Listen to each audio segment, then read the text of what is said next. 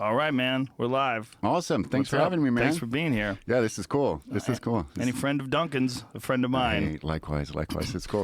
It's fun. Dude, okay, so I have to ask the opening question. Okay. What the fuck is it like being the son of Timothy Leary? The opening question, right? It has to be the opening question. It has to be. Okay, that's cool. Yeah, man, and that the answer to the question kind of it's changed a lot over the course of time, obviously, because when I was younger, when I was a kid, really up until my mid-20s, even my late 20s, I would say, like, I didn't know how to answer that question. How could I? It's just all I knew. It's just life. It's just my dad. It's just how I grew up. He would take me to Little League. He'd make sure I did my homework, or didn't do my homework in my case, but whatever it was, you know what I mean? It just was life. I didn't have any objectivity to it. I didn't have any distance from it. I couldn't be removed from it. I didn't know, like, that it was perhaps really strange. Right. And then, he died in 96. I was 22. And then kind of after that, then I sort of... I got some distance from it. Then I was like, oh, shit. Things were a little different at home. They were. Well, your dad is probably like one of the most important, if not the most important people ever in terms of the psychedelic revolution. He was. I mean, yeah, my relationship with him and my relationship especially with his work was, of course, the psychedelic part was a core pillar, and I understood that's what made him famous. But I considered him to be, like, he was a futurist, really. When, during my formative years, I mean, the psychedelic thing was always there, but he was much more interested in technology and cyberculture and kind of like the progressive kind of technology arts and things like that. And, in the 80s, he called the PC the LSD of the 80s, so he was kind of really shifting. And I kind of considered him somebody who just had like the innate ability to constantly reinvent himself. And of course the psychedelics were the core, and I guess probably is also probably a big part of how he could reinvent himself, right? Yeah. No, that's true. I mean, well, and considering, I mean, you can relate with this, I think, too. And he didn't do his first psychedelic until he was 40. Oh, wow. I don't know, you were, 30 or something? Yeah. Right. Yeah. So it's a similar, like, you're well into your adult life, and you're well-formed. You have an identity. That's Jack Herer's story, too. Oh, is it? I didn't know. Yeah, Jack Herer was a Goldwater Republican, like deep into his, I think he was getting divorced. Really? And met a young gal, and she turned him onto the weed, and all of a sudden he was like, hey, what the fuck have I been missing? Yeah, he's still... to this day, it's still the strongest weed I've ever had. Was from Jack Herer's strain. Yeah. It's like, fuck, man. He was a cool guy, man. He was a cool guy. He bummed me out when he left. Yeah, and did good work. So your dad probably would have had an amazing time with what's going on today in terms of virtual reality and the integration of cell phones into our life in an almost inescapable way. Yeah. I mean, it's funny, like the VR thing, Jamie and I were just talking about it before we rolled tape. We were doing VR, we were at the NASA Ames Research Center. People were like Jaron Lanier, and were like really, Jaron Lanier was kind of the godfather of VR, and he was bringing kind of setups to our house in the early 90s. And like really early kind of almost 8-bit rudimentary VR, but it was there. So what did that stuff look like? It kind of looked like being inside of an Atari video game. So real pixelated. 8-bit, kind of clunky, block-like, but with full 3D dimensionality and stuff like that. And Did you ever see loved it. Duncan's Oculus, the first one of the first versions that he had, which was kind of like that, real kind of real pixelated? Was it similar to that? Very similar to that, yeah. And Duncan and I, we went on the show together, this thing called Gunter's Universe, this VR chat show, and this was recent, and it's still VR is still kind of in that. How does that work? Like, does someone have a VR headset on in another location? Yes. And then you guys both enter the same room, so you're in the room together? Yeah, well, Duncan and I actually were in the same room together. Right, physically. We happened to be. But yeah, and then all of these people with different headsets on, and then everybody has a different avatar. And they're all in that room with you? They're all in the room with us. Wow. Very cool, very cool. But like in that one, I think the servers crashed. Too many people. Oh, how many people can it support? We had maybe like 1,000, I think. Oh, wow. But yeah, like to get beyond that, you need some pretty, the avatars, they're pretty involved. They're pretty, they made me into this Hare Krishna monk or some shit. And Duncan was like this psychedelic clown, and it was pretty cool. But yeah, my dad loved VR, and we were. He was right. He'd love it. It would be really cool. Yeah, I've always thought about him and McKenna. McKenna obviously was a big futurist as well, and completely fascinated by the possibilities and where technology was going. I would have loved to see those guys today just take this all in and try to. Yeah, amazing, right? Like Terrence was writing about the connection between psilocybin and virtual reality, right? I mean, that's the subtext of not Food of the Gods, but of True Hallucinations? No, it wasn't that one. I'm forgetting which ones, but it's called Mushrooms, Virtual Reality, and and he really saw the connection between, and there's no accident that the godfathers, the true visionaries of the Silicon Valley movement, were kind of remnants from the 60s. Yeah. Steve Jobs. Archaic Revival? Is that it, Archaic Jamie? Revival. Yeah. That's it? Yeah. That's right. Yeah, Terrence also had this idea that you would be able to recreate the DMT world in virtual reality, and you'd be able to experience what people see when they're on DMT without actually taking the drug. He believed that there was going to come a time when technology was so good and the images that you could create would be so elaborate that you literally could create the DMT images. I kind of believe it. I'm kind of leaning there right now myself, I mean, we kind of, again, Duncan, we kind of had this crackpot idea of taking VR into the flotation tank, into the float tank, with this kind of in mind, that by disassociating the body and kind of getting rid of, because what's the big DMT thing is it's a disassociative. You just leave Joe, you leave Zach, and you become whatever. So by taking the VR mask, the headset into the tank, maybe combining the two worlds, it could. I don't know. I'm still bullish on that. I think it could work. I think Terrence is right. It sounds like it could be possible. I know Crash from the Float Lab. The Float Lab. Crash has this setup where he has developed this screen that has like the lowest amount of light that could be emitted to the point where you don't see the edges of the screen. Oh, wow. So you literally, while you're in the tank, it's floating above your head. It's suspended above your head, and you see the image as if it's like just the video, just floating in the sky. Oh, wow. And he believes that by separating your body from sensory input, like so you're not feeling your feet on the ground, you're not feeling the weight of the world on your shoulders, all that jazz, you're floating. Right. He thinks you could take in data better, and so his idea was to show documentaries and and instructionals and things along those lines, and that you would learn quicker that way. Yeah, interesting, right? Because so much of your brain and like the function of the cerebral cortex is to integrate the body, this movement, standing upright, and being muscular and moving around. And if you get rid of that, right, your brain kind of opens up and can take more in. Well, the way I always describe it to people that haven't used the tank, I was like, imagine if you were having a conversation, but next to you, people were screaming. If it was an important conversation, you'd want to get away from those people screaming, because even though you think of it as a distraction, it's just input. It's just data that you have to consider. Right. Well, you also have to consider your butt on this chair, the room, the dimensions that you're calculating as you're moving your head around, social cues, language, all these different things are all being calculated, and they require resources. Right. Well, when you are in that tank, there's none of that. And so your brain feels supercharged. It feels like you have all these resources have been opened up to you.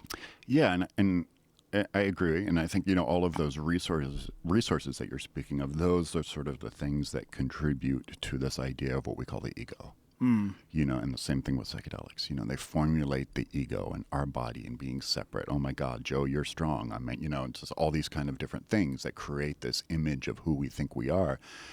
Psychedelics, the tank, meditation, whatever method you want to pick, gets rid of that. Yeah. And purely gets into, soul land or something else.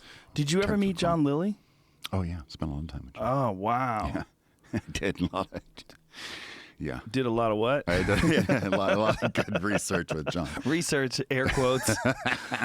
Back in the day. Yeah, that guy, man. He's for people who don't know, we're talking about the guy who invented the sensory deprivation tank, and he was a pioneer in interspecies communication with dolphins. Yeah. Fascinating guy. Fascinating guy. And, the last 20 years of his life, the ketamine aspect was such a huge part of what he was doing. And did he get too into it? The ketamine seems to be an addictive substance. Look, I mean, I love John. I did. I thought it was great. He was a good friend of my dad's, and I certainly wouldn't say anything too negative about him, but yeah, he probably one toke over the line, man. Sweet Jesus. Todd McCormick has a very funny story about him. Do you know who Todd McCormick is? I don't know. Todd's one of the first guys to get arrested in California for medical marijuana, where he was arrested in like the late 90s or early 2000s. And he was one of the first people to find out that when you are legally growing marijuana in California because of the law, the medical law, the federal government can still prosecute you. And when they prosecute you, you are in court. You are not allowed to even bring up the term medical marijuana because that's not a real term federally. So he had, it was a railroad. He got railroaded and he went to jail.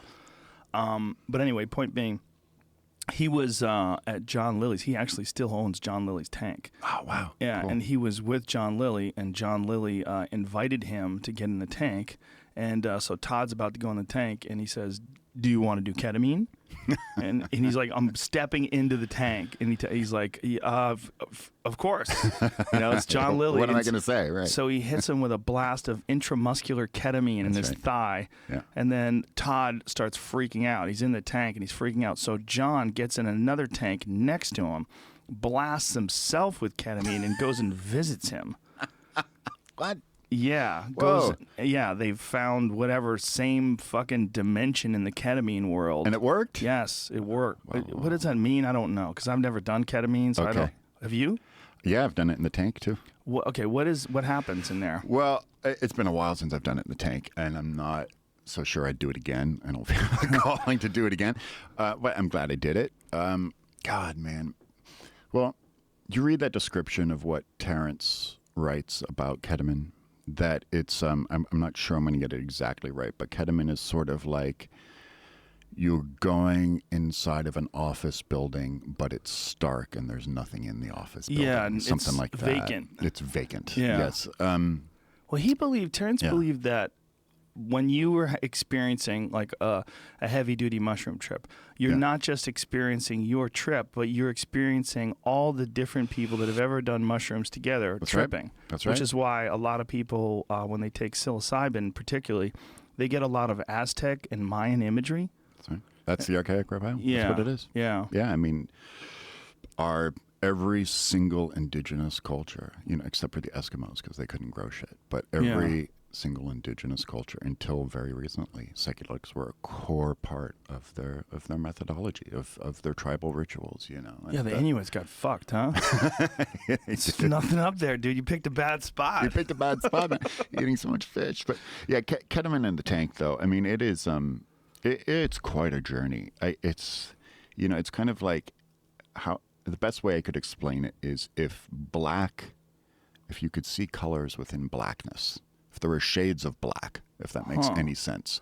Like, because it's pitch black in the tank, right? And your head is pitch black, but somehow you're getting sacred geometry and sort of kind of visions and kind of downloads that are in the color black, if that makes any sense at all. Yeah, God. I mean, one of the great moments of my life actually was took ketamine inside the tank, and this tank was right outside of my dad's kind of sliding glass window, which went out into the lawn in his bedroom up here in the Hollywood Hills. And I went in and took a little ketamine. Ram Dass was visiting that day, visiting my dad, and it's the last time they ever saw each other. And my dad died just like a month afterwards. And I went inside the tank. The two of them were visiting right outside of the tank hatch. You know how the hatch comes out, and they didn't know I was inside. And I was lost in this K-hole, just completely fucked. Just like, oh my God, what am I going to do? And the only thing I knew how to do was get the fuck out. The K-hole, for people who don't know what we're talking about, is what people describe the ketamine experience when you're just really kind of stuck. And stuck in it's kind of like code red, like eject, hit the eject button, So I popped open the hatch, got out, and my dad and Ram Dass are sitting as close as you and I are right now. And, I'm self-referential enough to know oh, wow, this is crazy. The two of them sitting here right now. Right. I mean, I wasn't stupid. And you're naked and you're tripping on ketamine. I'm naked, tripping on ketamine. And everyone is just completely silent, staring at each other. And Ram Dass just leans into me and goes, "Who are you now?" Whoa. And it was kind of like a defining moment on my life journey. Wow. It changed my life, man. Who are you now? Yeah, and it's Fuck. kind of my mantra for it's for life now. But that was over 20 years ago now. Wow. So did you feel like, was that the last time you did it in the tank? No. Oh, you're a glutton for punishment. Yeah, I did do it one other time after that, yeah. So what is it particularly about the K-hole, like when you go into what they call a K-hole? Like I've heard it described by people who are like recreational users. I wouldn't call them psychonauts. They're more like, people go to raves and stuff. It's dark, man. It's dark. And I don't quite get it. I don't get the ketamine in the public rave setting at all. It doesn't make sense to me. But John loved it. Lily, right? He did. Loved it. Ketamaniac. But why was that his thing? Like, what was his raves about it? I mean, he just, oh God. I mean, well, to understand that relationship is also to understand John a little bit in the sense that, I mean, he was the guy who said, my body is my laboratory. Right. I mean, he was, at one point he gave himself a boob implant. I mean, he was way out there. And what did he use for the boob implant? I don't know. Like the standard ones that women get? Yeah, like silicone or whatever. Did he give himself one? Only one? No, he had two. Oh, really? So he was, there was some darkness involved there. And did he try to make them look like women's breasts? Yeah. Yeah? Yeah. If I recall, see if you can find a picture of that. Yeah, see if we can. Did he lose a bet? Or is it just like, no, I wanted just to have breast implants? I think it just was, my body is my laboratory now. And sort of just at that time, now what? Being gender fluid is such a, we could talk about that now. Right, but I don't think that's really gender fluid. I think that's one of the things about breast implants. It's like, at the end of the day, everyone knows what the fuck that is. It's like there's this weird sort of suspension of disbelief where we're looking at these water bags that are surgically stuffed under your skin, and we're just pretending this is like these are sexual organs that are plump and ripe on the vine, but it's not. It's one of the weirder things about like being a tripper and deciding to do that. It's like, well, you're violating a lot of like bizarre paradigms.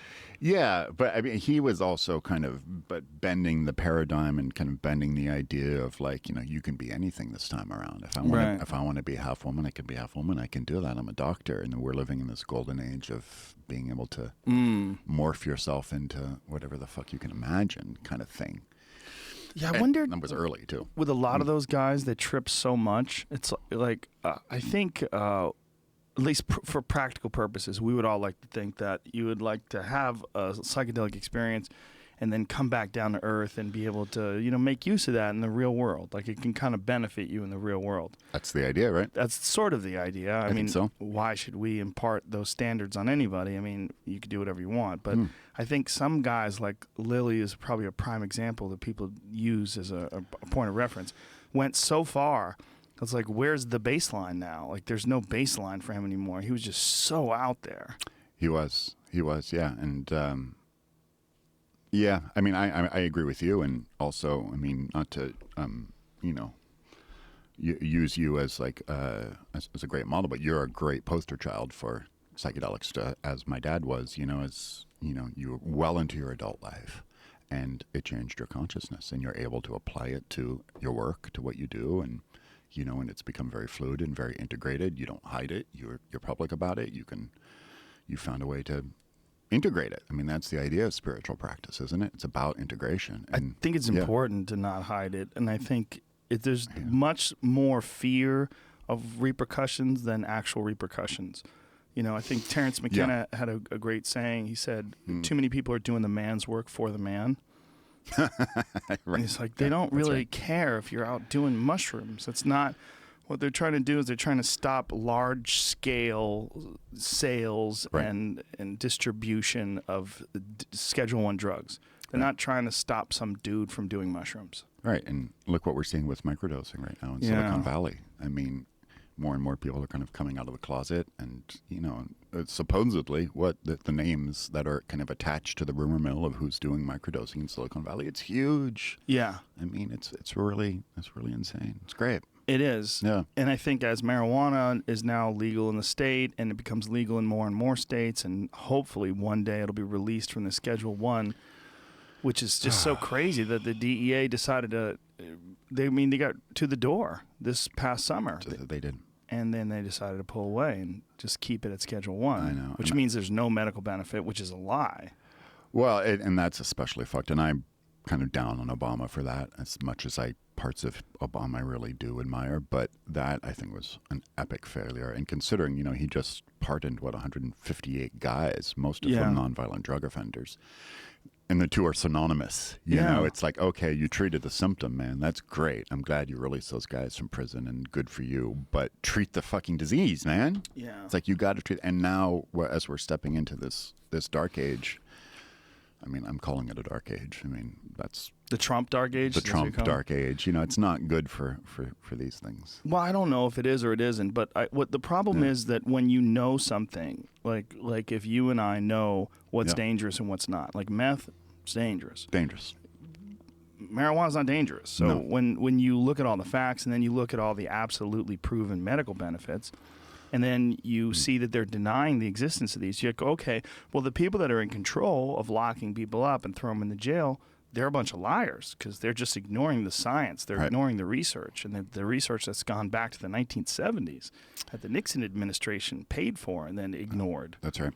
And now I think the bar was even raised, right? CBD was gotten thrown into that. Really recently, which is just a really sneaky thing because CBD, much like hemp, has zero psychoactive properties. It's not doing anything to alter your consciousness in terms of getting you high. That's right. But it does amazing stuff for reducing inflammation, for people that have arthritis. It's like a lifesaver. So, the only thing I could kind of, in this thread, is kind of think about and talk about is, okay, well, what is, what's the reason behind this? I mean, if you kind of isolate big pharma and talk about that, and then, I know the CBD industry, they're, big pharma is the enemy, right? Yeah. But I also have to just kind of say that big pharma's main goal is to make money, to create products that make money. It doesn't matter what the product is. If they told you that, plastic is going to alleviate cancer, they would make a plastic pill. But so who is the enemy within this that is making things like CBD and marijuana? Like, is this just kind of left over from kind of baby boom paranoia, kind of narrow consciousness that we can't possibly allow these substances to fix us, to help us? I mean, what is that? Because there's tremendous profit potential. So something isn't in alignment. I want to know where that is. That profit can't be controlled like Viagra. Like it's hard to make Viagra. Okay. Like if you and I wanted to go into the Viagra business, we would have to find out what the key ingredients are. We'd have to set up a plant and manufacturing. If we wanted to go into CBD business, we just have to grow some weed. Like it's not hard at all. Okay. There's a big difference between extracting CBD or especially medical marijuana, like if you talk about just THC, or, right? Like cooking it down to a candy form or a pill form, it's not hard at all. Right, but I would think like GlaxoSmithKline can, put $1 billion into making the best CBD pill and putting it on the shelf of every Rite Aid, and kind of get the propaganda out there about what it can do. Propaganda being a good thing, getting the marketing out there about all of its benefits. So what is stopping that? They can't copyright it. They can't control it. It's not patentable. It's not patentable. That's true. It's nature. It would be like trying to patent oranges. Like you can't do it. It's not going to work. People are going to be able to grow oranges. Right. And when it comes to CBD oil, anyone in this room can grow some marijuana and extract the CBD from it. It's not incredibly difficult. It doesn't require massive resources like it would if you were going to make certain types of Alzheimer's medication or Parkinson's medication, I should say, that would be competing with the CBD oil. Those are very difficult to get, and if you can lock down the doctors and make sure that they only prescribe these pharmaceutical drugs that you guys can profit from, and you're the only ones that can make it, then you've got that business locked. I mean, there have been people that have done calculations about all of the different pharmaceutical drugs that would be useless or would be unnecessary, I should say, if marijuana was legal. And it's pretty staggering. Like it's a long list. Huh? It's a huge list. Yeah. And the amount of profit that the people who make those pharmaceutical drugs would lose if marijuana became legal and people just started realizing, like, hey, there's the other benefits. Like, there's no drugs that are like pharmaceutical drugs that also open you up, make you a nicer person, make you more friendly, and make you more contemplative of your existence, sort of give you a different perspective that's almost unattainable without those pharmaceuticals. It's not really, Right. it's not, they don't have those additional benefits that the pot does. That's true. They don't, which is oftentimes why it's referred to as a war on consciousness. Well, it is. You know? It's got to be. I mean, that's absolutely what it is, because it's not about drugs, because there's so many drugs that are legal. I mean, come on. We cannot say there's a war on drugs when we can go buy a bottle of whiskey and get a prescription for OxyContin. No, It's insane. It's insane. Yeah. In every restaurant, you could buy booze. Right. Pretty much every restaurant. And I mean, look what the OxyContin epidemic has done to America. I mean, it's decimated. It's created a whole generation of addicts all of a sudden, and it's a dangerous drug. So it's a war on consciousness. Yeah, and it's really a war for profit, for controlling the ability to profit off of people altering their consciousness. Because people have been, like you said, other than people that live in frozen places where nothing grows, they've been trying to alter their consciousness forever.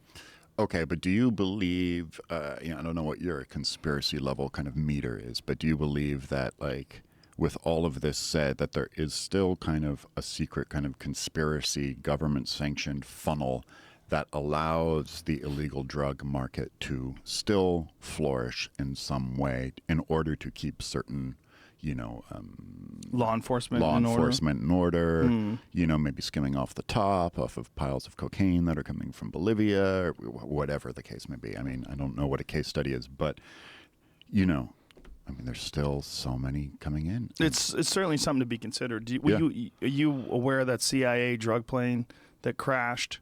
The jet that had visited Guantanamo Bay a couple of times and had crashed in Mexico with tons of cocaine on it. No. You never seen that? I didn't know Jamie, that. see if you could pull that up. CIA plane crashes in Mexico with tons of cocaine. They overloaded their plane, and they had so much cocaine in it that they had to refuel, and they tried to land in Mexico, and Mexico's like, fuck you. Here it is. CIA jet crashes with 4 tons of cocaine on board. Oh, my God. I mean... What year is this? This is just last month, huh? A couple months ago? September 16th. Oh, wow, I missed that one. Well, this is a recent one, but it's happened a gang of times. Yeah. Okay, here it is. 8 years ago. It's saying 8 years ago. Okay. It crashed in the middle of the jungle in Mexico's Yucatan, carrying 4 tons of cocaine. The event and the aftermath changed forever an official narrative of the war on drugs that has for years been pushing the notion that there is no significant American involvement in the global drug trade and no American drug lords. Right, okay. Well, do you know the Barry Seals story? Only a little bit, yeah. Barry Seals, who used to fly drugs into Mena, Arkansas from South America. You'd go down to South America, fly drugs, and there's photos with him with all the CIA guys, and he'd be partying with Noriega down in Panama. Yeah. And this guy was just bringing coke into the United States. Oh, and my then God. when he was scheduled to testify, they assassinated him in his car on the way to court. Jesus And he had George Bush's number in his phone in his pocket. Oh, my God. Yeah, as he was executed. So the whole Well, thing is there just you they're go. like, well, story's over, folks. Go back to sleep. Good night, everybody. Johnny Carson. The Rick Ross documentary. Yeah, I've had Rick on the podcast. Oh, you have? Yeah, twice. What a story. Amazing Oh, my God. story. Yeah. I mean, that guy Right here in became LA. a drug kingpin in L.A., selling drugs essentially to fund the war with the Contras and the Sandinistas. Right. And they're funneling the product. Yeah. Amazing. And he was, making millions of dollars for the U.S. government selling coke. And, Michael Rupert, who was a good friend of mine too, who killed himself a few years ago, who had also been on the podcast a couple of times. Michael was the guy that exposed that. He was a Los Angeles detective. Oh, wow. And he was, there's a very famous moment where Michael Rupert is addressing the court, and he stands up in the middle of all this stuff and says and exposes this whole deal. He's like, I have personally witnessed the CIA selling drugs in central Los Angeles, in South Central Los Angeles. Oh, You my ever God. seen that? I haven't seen that, no. See if you can find that, Jamie, So- because it's a fucking crazy video to watch. why did- Michael Rupert exposes CIA selling drugs in court. So why did he kill himself? He was depressed. He had, he had some pretty significant depression, long time being on the police force and all of the stuff that he had to deal with and trying to expose corruption. But listen to this, because go full screen and crank up the volume. As a former Los Angeles police narcotics detective, that the agency has dealt drugs throughout this country for a long time. This is allegations of CIA involvement in drug trafficking. This is on C-SPAN, and this is something completely unexpected. So when he stood up in front of these people and said that to the CIA, pull that up again so I can see the top of it. CIA Director John Deutsch. Obviously, that is an answer for a lot of you. Now, can you please? I refer. All right, now, can you please? I refer direct. Wait a minute. Wait a minute.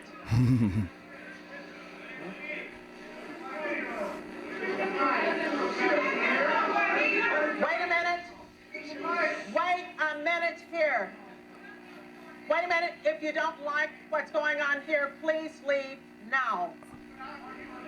No, leave. No. Leave now, because there are others who do want to hear what's going on in this room. Will you please take your seat? She's ineffective. Is there another? I don't know what's. Here you go. Get back to him again. Specific agency operations known as Amadeus, Pegasus, and Watchtower. I have Watchtower documents heavily redacted by the agency. I was personally exposed to CIA operations and recruited by CIA personnel who attempted to recruit me in the late 70s to become involved in protecting agency drug operations in this country. I have been trying to get this out for 18 years, and I have the evidence. My question for you is very specific, sir. If in the course of the IG's investigations and Fred Hitz's work, you come across evidence of severely criminal activity, Let him speak and it's classified, will you use that classification to hide the criminal activity, or will you tell the American people the truth?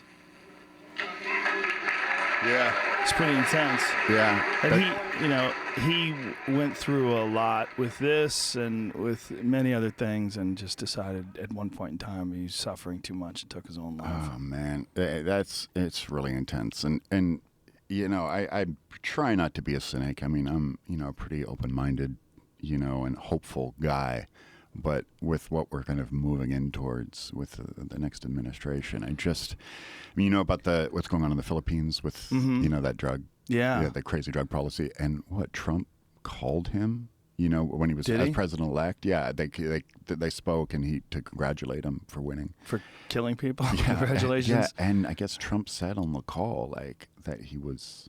Congratulations on this drug policy. It seems to be working. Oh my God. Yeah, and he's just assassinating people. Yeah, just killing people. He's talked pretty openly about it. How he's just assassinating drug dealers. Killing and addicts and users. They're just killing drug addicts. That's something that happens when you have so many people in one area. I mean, the Philippines is thousands of islands for people who don't know, and they're just jammed up with people. And I think when you have a lot of crime and you have a lot of people, you tend to value those people less.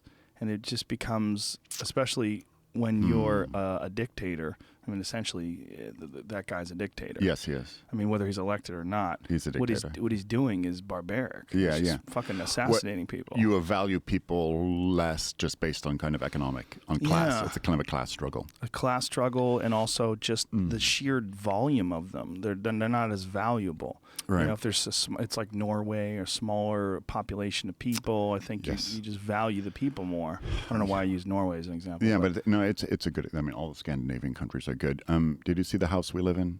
What is that? The documentary, the War on Drugs documentary. No, I didn't see that. Yeah, maybe I did. Was that about 5 years ago? Yeah, about 4 or 5 years ago. I've seen so many of those things, I can't remember them all anymore. So many of them now. It's a really good one, and it basically it comes up. The final hypothesis is that the war on drugs, it's a class war. Originally we thought it was a race war, and it's still partially true. That, and what's the guy who the first drug czar from the 40s and 50s? I'm forgetting his name, Adelson or whatever, but who he turned marijuana hysteria into a Mexican hysteria, that they were bringing it, and this was in the 30s and 40s, and created reefer madness. Then heroin was kind of pushed into the ghetto, and then the Rick Ross Harry thing. Anslinger? Yes, thank you. Yeah. and then crack brought into the ghetto and stuff. But meth sort of becomes the exception because meth is primarily a white trailer park sort of trashy kind of thing, and no. How racist of you. I know how racist that was politically incorrect, but it's true though. It's true. And, Yeah. And so we do have a class struggle. Well, class even problem then, in that's America. a class issue as well. Yeah. I mean, it just happens to be Caucasians. Yeah, But exactly. they're poor people who really get into the meth. Poor people, Disenfranchised.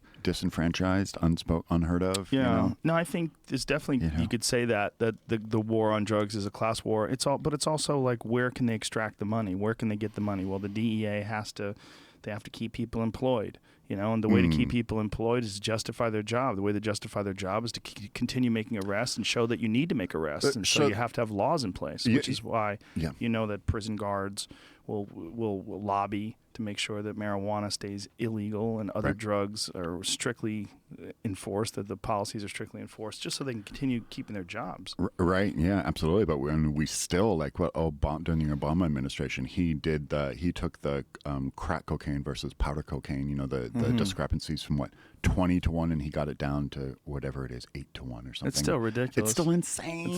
It's the same drug. It's the same drug, Yeah. but it's purely based on class and race, Yeah. And that is just, clearly now, as we've seen it and as the rhetoric that's been going on the last year during the election cycle, it's a much bigger problem than we thought it was. I mean, we always knew that this was a problem, race and class and stuff, but now straight, out on the table, all the chips on black, and, everybody's, One of the things that I feel that's troubling about this election is that a lot of racists, like my friend Alonzo Bowden had a great quote. He said, not all Trump supporters are racist, but all racists are Trump supporters. That's right. That's the Bill Maher quote about Republicans. What did he say?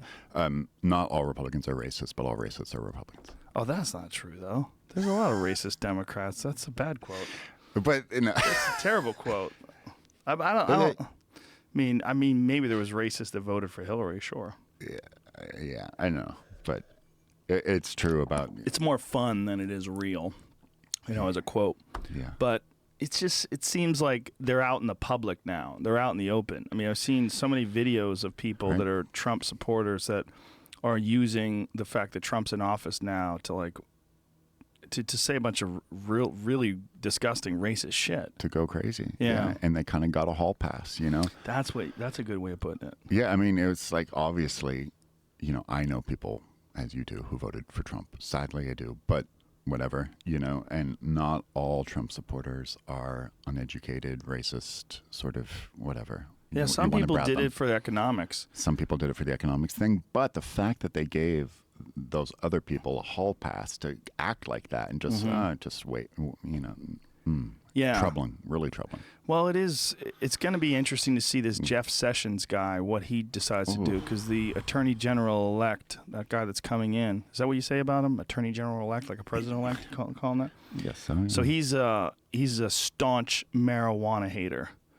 He's a fucking dyed-in-the-wool, marijuana is for bad people kind of guy. Yeah. Just got to get that guy high. That's all we have to do. I mean, I know he's probably 80, Yeah. but it's not too late. Just get him. Somebody get him. Just give him a little hit. Don't fuck him up. Just give him a little. And just yeah, man. Just a little. Just I'm with you. And come on, dude. You'll be fine. Relax. Let's go sit in the grass. Look up. Look at the sky. Does it look different? Look at the clouds. You ever look at them that way? That's a thin layer of gas that separates us from infinity. What's your favorite music, man? Come on. Do you like Pink Floyd? You like Pink Floyd? What'd you grow up on? Put these headphones on, dude. You like the Beatles. I'm sure you like the Beatles, Yeah. right? Everyone does. He might not. He might be one of those weird John Ashcroft guys that's really into gospel music. Oh, yeah. And you remember that John Ashcroft song? Yes. The Flag, whatever Let it the was. eagle soar Oh, my God. like she's never soared before. I think he was one of the scariest guys that ever attained any sort of office or had any sort of power. Dude, Ashcroft, you remember, what state was he from? Missouri, maybe? I think he was from Missouri. I don't know. He lost the election for the governorship to a dead man. Did he? Yes. That's how much people didn't like him? A dead guy beat him, and then Bush appoints him. Do you remember when he General. put coverings over the naked statues? Yes, he covered up the boobs in the rotunda. He was so disturbed by their nakedness. Well, we survived that. Barely. I mean, we went to a war that's still going on because of that asshole and the other assholes that are in that administration. I mean, that administration was a dark, dark moment of despair. These the alleged weapons of mass destruction that never existed, all of it. And now Trump is talking to Karl Rove again. Oh, not to Dick Cheney. He's talking to Dick Cheney. Dick Cheney's fucking putting on his Darth Vader mask again. Dun, dun, dun, dun, dun, dun. Yeah. We should use this moment to say rest in peace, Carrie Fisher. Yeah. Right? That was a hard one, man. Right? Fuck, man. 60? She was only 60. I know. Did she have a drug problem? Did she have an alcohol problem? Not current. But past, she used to? Yeah. Was it a pill thing? Pills and coke. But yeah, she was, I think she was sober in AA, as best I understand. The problem is the damage those goddamn things they do to your cardiovascular system. Oh my God, yeah. Just so devastating. No, she lived hard. And I think suffered a lot of physical problems as a result. But so sad. 60. Oh my God. Man. And George Michael, 53. That was even sadder. But you got to think that he probably went out in a wave of dicks. just a tsunami of them. He probably was just exhausted from orgies. Somehow I just feel like he squeezed in a lot of life in 53 years. I think he did too, but I mean, no pun intended. or pun intended. Exactly. Yeah, George. Yeah, but with guys like that, I often wonder, with being a songwriter or like a hit maker, is it better to have had one hit or a few hits and then completely fade away? Not that he faded away into obscurity. Maybe he's not a good example. Or to not have it at all. Because I think George did kind of carry with him that, like, he was no longer current sort of thing. Yeah, that's that weird thing where someone's not famous anymore. They're kind of a joke. Whereas a regular person's not a joke. Like, here's an example. Like, do you remember when Gary Coleman was a security guard? Yeah, right. I mean, he had to get a job, and it was a real problem because Gary Coleman was just trying to do his job and just trying to get paid so he can eat. He was just trying to feed himself like all the rest of us. And people would come up to him and take pictures of him and mock him, and they would use him as a joke. But you don't use a regular security guard as a joke. Like, if you see a regular security guard, you're like, what's up, man? How you doing? Yeah, I'm going to go this building right here. Can I see your ID? Cool. Everything's fine. You don't say, you're a fucking security guard. Look at you. Right. But because he used to be something greater, Yeah. Yeah, there's poor Gary Coleman when he was a security guard. Yeah, that's so troubling, and it kind of really plays into the whole idea of fame and perversion in America and the things that we hold dear, the things that are valuable to us, kind of the disillusion of American values, which I think that's the rise of Trump to me. It's a values thing. I had a guy give me a hard time once about Fear Factor being canceled, and he was a cashier at CVS. He was working at CVS. He's like, "What happened to his show?" And I said, "It was canceled." He goes, "No more show, huh?" Like all attitude. I'm like, dude, shows go away. Yeah, they go on and then they get canceled. He was like we had a good shitting run on me, but he was like he was being aggressive about it. It was like so weird. It was like, what a just bizarre detachment from reality. You're working at fucking CVS, dude. Like, I'm not giving you a hard time about being a CVS guy. Right. But if I was the guy from Fear Factor and then I was a CVS guy, how bad would you shit on me then? Because I'm just coming in as a guy buying some cough drops. That's right. Like, what a weird thing that we have, this need to, when someone attains a very high status and then falls off of that, what we think, we think they're down. We want to attack. It's like an animal thing. But in your case, best thing that ever happened to you. Yeah, I mean, right? I don't think he knew, He probably didn't know that I had a stand-up career or that I was doing the UFC or anything. He was just like, "Oh, you're fucking losing now, huh? What is your show?" It was like crazy accent, all aggressive. I was like, "All right, dude." Yeah. I was like, that is so, it was like, but it was so blatant. It was confusing. I was like, am I being punked?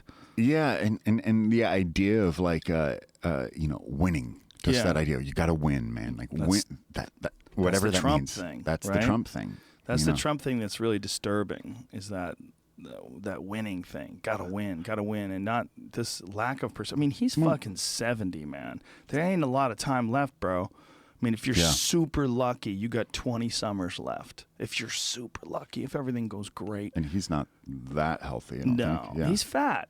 Yeah. He's fat. His chin just has like a very sloping slab of skin that's loosely attached to his neck that goes down to his collarbone. I mean, he doesn't look like a healthy 70-year-old. Yeah, I don't think so either. Sylvester Stallone is older than him. That's a good piece of there you go. To put it in perspective. Or Sean Connery. Yeah. Both of them. Yeah. Right?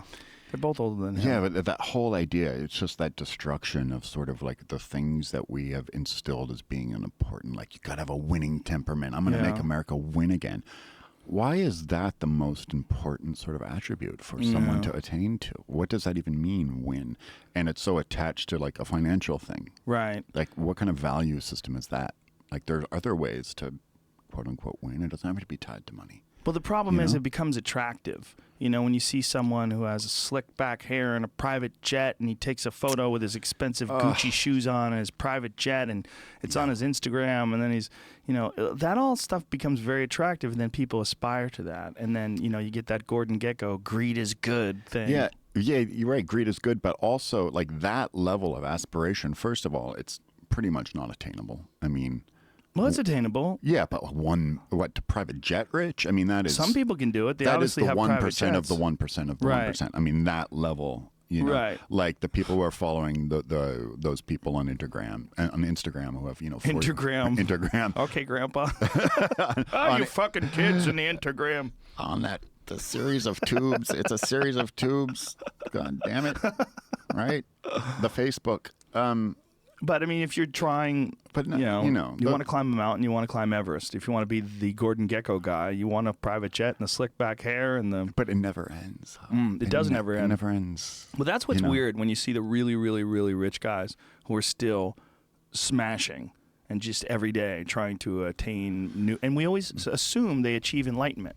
It was like this idea that, like, well, he's got $50 billion. Why doesn't he just retire? They never fucking retire. Do you read Steve Jobs' last words? Have you ever read that? No. What did he say? You might want to bring that up, Jamie. It's really, really fucking cool. It's like it's his last whatever. I mean, maybe not the last word he said to his wife or something, but it's kind of his last cohesive thought was like, look, many people in the world views me as completely successful and I've achieved so much in business, but, my personal life and everything that he was lacking, So he was just kind of sort of coming clean about the imbalance of it all. He was kind of coming clean about the levels of discontent and the path of the heart, and the path of the soul, the path of the spirit, because he was essentially, a spiritual guy and, was a meditator, was a practitioner of Zen and into, Neem Karoli Baba and all sorts of things. But he got just so wrapped up in this vicious sort of cycle of having to produce product.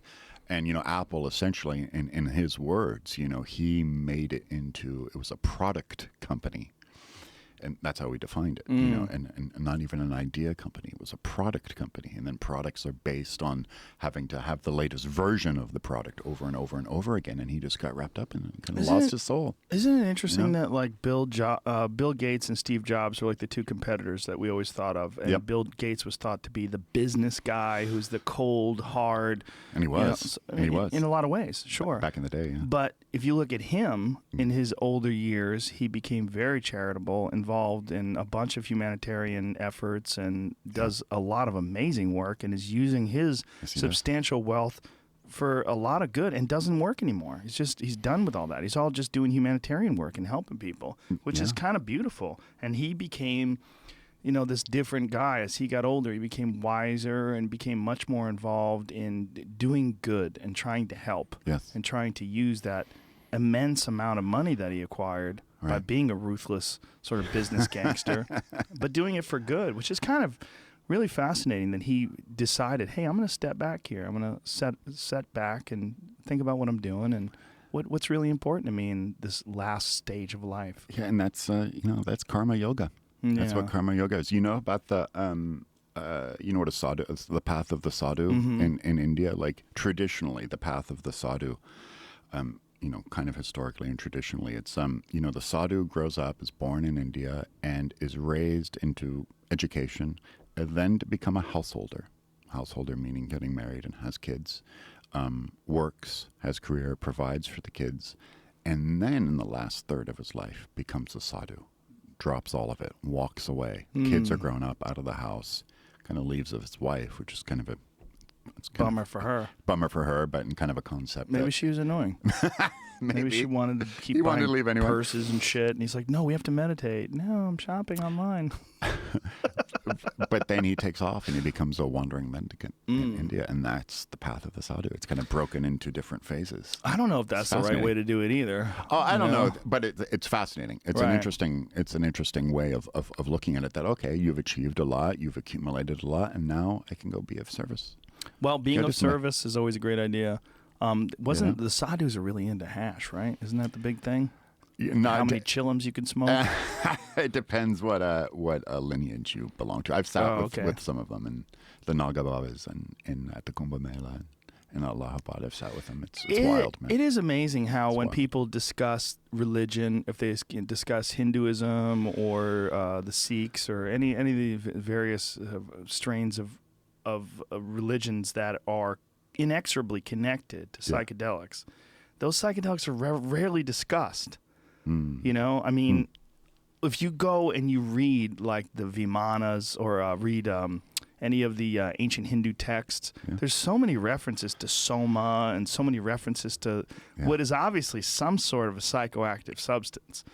You know, but when people talk about like Hinduism, and that hardly ever comes up. When you talk about yogis and sadhus, it hardly ever comes up.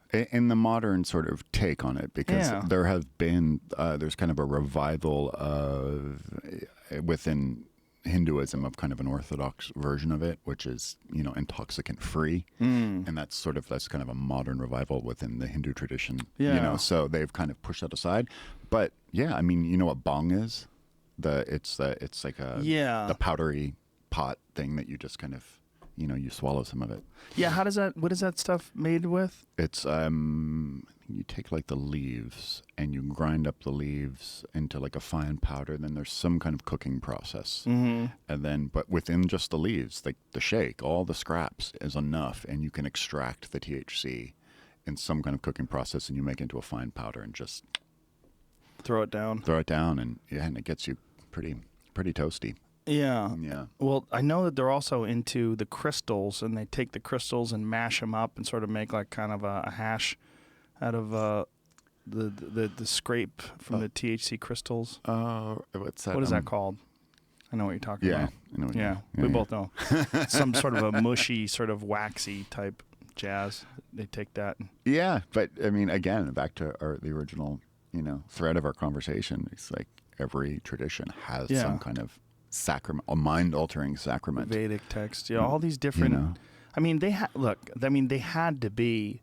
They obviously were aware of these substances. If they found these substances, there was no science back then. There was no real understanding of what's going on in the world. No real understanding of your body. But there was this access to this stuff. Hey, man, you see those things that are growing on that cow shit? If you take that, you will meet God. Right. And then people did it and did meet God. And they're like, holy shit, you're telling the truth. Like there is, like everybody wants, like if you think about religions, if you think about the stories that people tell of the wise men and their, you know, they experience the burning bush and God gives them the 10 commandments and all these different things that happen. They're all like these sort of beautiful stories, but your everyday life experience is so flat and fucking boring. And then you do take these things. You go, well, this is just going to be just like everything else, just flat and boring and bullshit. And you take those mushrooms that you pluck off that cow shit, and all of a sudden,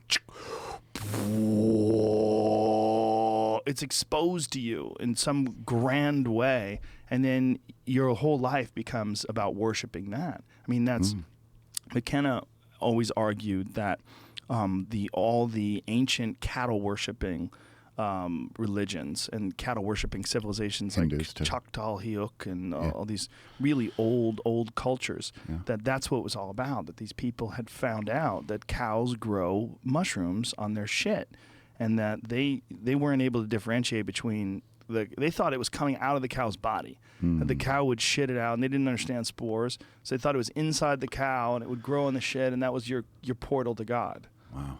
Wow. But you rarely hear that discussed. I mean, you always hear it discussed in terms of like an agricultural resource. That's why they worship the cows. And that just makes me think. It goes back to that, and I'm a very spiritual person and have a practice and all that kind of stuff. But like that just brings up the question to me: is like, did we invent God as a result of those experiences? Kind of like, this is a good Chris Ryan thing if he was here. Kind of like in the hunter-gatherer kind of tribal.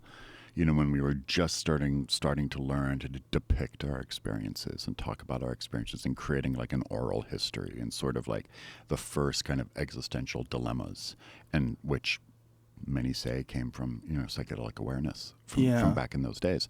So is that what led to the creation of God? And and to me, it doesn't make a difference being a believer of God. I don't really care if it's real or myth or not. It works for me. But it does make it almost doesn't matter. It doesn't right? matter. It doesn't matter. If it benefits you to believe in it, it benefits you. People ask me that all the time. Like, oh my God, you actually believe in flying monkeys and a blue guy playing a flute in the fields? I've seen flying monkeys. Those people don't know shit. Those people talking shit. I've seen jokers giving me the finger. They're spinning in geometric patterns that were infinite. I've seen a lot of shit that's way more ridiculous than a guy with a harp. And not only have you seen it and have I seen it, but I can tell everybody listening how to see it too. Yeah, they could see. You can see it. If you have the courage and the substances, you can see it. Yes, you can. And it works on everybody. Except I think DMT apparently doesn't work on everybody. There's like 1 out of 1,000 where it like literally doesn't do shit. Oh, like really? Jamie doesn't get high off of edibles. This fucking freak over here. You give Jamie like a super powerful edible, it barely does a goddamn thing to him. Yeah, it took like 1,200 milligrams before a concert and drove home 2 hours later. Jesus, man. Jesus, because the edibles today in my... He's a freak! It's a goddamn alien working the controls over there. I mean, for the first time in my life, I feel like kind of finally like an old hippie. Like, oh my God, the edibles when I was a kid. It's not like that today, man. No. That shit's insane. These fucking things. This is a Jumbo spray. I took 10 hits of this before, maybe 12, I forget, before a Sam Harris podcast. I was skiing downhill. Yeah. Straight with, I wasn't crashing, but I was figuring out how to barely stay up the entire conversation. I'm like, what in the fuck have I done? Like, I was so high. It was probably as high as I've ever been in my life. Was that the last Sam Harris podcast? Yeah. The long one. Yeah, but Sam is a one. perfect guy to be that baked with, because all you have to do is just wind him up and say something, and he's so eloquent that he can just continue to go on these amazing... As long as you can just keep up with what he's saying, so you have like good questions. He is. But that's all due respect to Sam, and I do think he is smarter than me in terms of IQ, but I do think he uses that intelligence to kind of shuck and jive you a little bit. Shuck and jive, how so? Well, I'm not like... I mean, he's so smart and so articulate and obviously brilliant, and I have mad respect for him, but I just don't think he's right. About what? Well, let's take Islam, for example. I mean, there's just so many things, but I mean... Islam and it's sort of like the right to sort of like prepare for violence and kind of self-defense. I don't really agree with that philosophy. And I don't agree with it because I think it just invites the consciousness into your head to where you are going to have to use it. That's interesting. Like the idea that self-defense and preparing for something sets up the stage to make something happen. Different than, say, getting in the octagon and the MMA stuff, and Well, that's more a competition. That's a competition, yeah. And but you think like maybe a guy walks around with like a gun and a knife and bulletproof vest. I think it invites the consciousness into the atmosphere, and it creates the energetic cycle of having to use that. And then Sam kind of throws out those statistics that it's about the same odds as having a car crash as you are going to experience some kind of act of violence in your life, where you will need to learn how to, I don't know, do something, self-defend yourself. And I don't, maybe you can throw out that math to me, and I think it depends on certain socioeconomic conditions, but I just don't think that's true. I just don't want that consciousness in my life, and I don't think we need to dissolve that consciousness in your Well, life. I certainly think you're free Yeah. to not have those thoughts in your head and to choose to take the path of love and acceptance and just passivity and move through this life. But the reality of human beings is, like, I've been, unfortunately, watching some videos online. I watched this video today of a guy kicking some lady down the stairs for no reason. He was behind her, and then they're looking out for her. They're trying to find him in the UK. They've got photos of him. But she was walking in front of him, don't go on the stairs, and he walked up behind her and just a random person kicked her down this flight of stairs. And she's horribly injured. And I've seen a bunch of those, and things do happen. You can run into the wrong people. Yes, they do. They do. Have you, Steven Pinker, Bettles Angels? Sure. Yeah, right. Yeah. Right. You know, we are, and yes, those things happen, and look around the world today and flip on the news, and it's highly disturbing. But we are living in the most peaceful time. Amazing time. Of our existence. You know, if you were a 30-year-old man in the year 1500, your the highest cause of death was not disease or infection. It was an act of violence. Right. You were going to be raping and pillaging, and you just had to defend your food supply, for crying out loud. And we have come to some kind of understanding, some kind of collective consciousness that has morphed itself together in the form of cooperation. We have to, and there's so many of us now, and it's getting more of us. The planet's getting smaller. We have to cooperate. I agree with you, but what do you do with those guys that kick women down flights of stairs like that? I guess there is some sort of form of, punishment, and we do have we live in a society where law and order is maybe a necessary evil, and I've sure there's some kind of like incarceration, but ultimately, you got to love them. You got to have compassion for them, and you've got to just teach them with compassion that their action was wrong. Don't kick the lady down the stairs, man. Here's why you shouldn't do that, and I love you, and it's going to be okay. People right now are up in arms. They want to kick your ass. That's cool. There's a bunch of people right now in Nebraska. They're like, this fucking hippie. It's fucking Tim Leary's Leary's hippie. kid, I this know. pussy. Kick his ass. Kick his ass, Seabass. But, and on a different, It's a beautiful thought. It is. it's Gandhi. There's some people that you can run into, though, unfortunately. You're better off. It's like that expression about having a gun. You're better off having it and not needing it than needing it and not having it.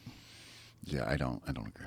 So I get it, and I understand the argument. Do you I know just don't that agree. about that guy who was it in I think it was in Minnesota. He was running around stabbing people, and then some guy who was a concealed carry permit holder pulled out his gun, shot the guy, and killed him. And it was one of those things that people point to, like, hey, this guy was a competition shooter, concealed carry permit, and he saved people's lives because this guy was killing a bunch of people. Yeah, but those case studies compared to the case studies that go wrong, I don't know what they are. I don't have the metrics, but I bet they're 10 to 1, 20 to 1. Sure, more? because it's way easier to get a gun, just to go and get a gun, than it is to become a competitive shooter. Like what that guy was the rarest of the rare. Someone who's not just competent with a firearm, but an expert level. Here he is, man who shot Crossroads Mall terrorists, is USPSA competitor 3-gun shooter. Yeah, so this guy is just a badass gun carrier. And that's fine, but that is the rarest exception. Right. I'm positive of it. Right, but it is real, right? Sure. So it It's real. It can happen. So he was right. So his thought was, one day, if I am carrying a gun, I'll be able to save people's lives That's fine, and protect myself. Okay, I get that, but the hundreds of others that go along that are just somehow there's so many loopholes in the system of crazy people who get guns and go to Sandy Hook, and it's that's a terrible example. But it's not worth it. And those are illegally acquired guns. Yes. That's a gun that was acquired by a person who was mentally ill, and his parents didn't protect the guns. Yeah, that's a different story. But yeah, you're right. I just think that the risk versus reward is just far too unbalanced. Well, it's definitely the ability to just shoot someone and kill someone by pulling that little tiny muscle on your finger is kind of crazy.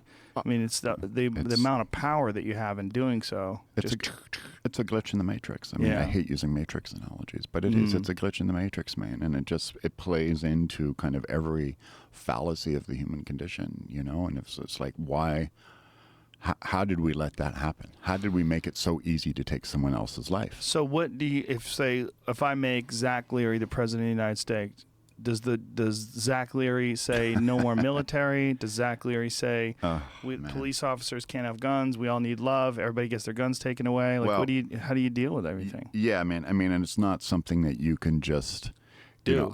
it's not something you can just do overnight. I'm Right. not naive enough or stoned enough or meditate enough to think that is. Maybe we should get high. Maybe we rethink it.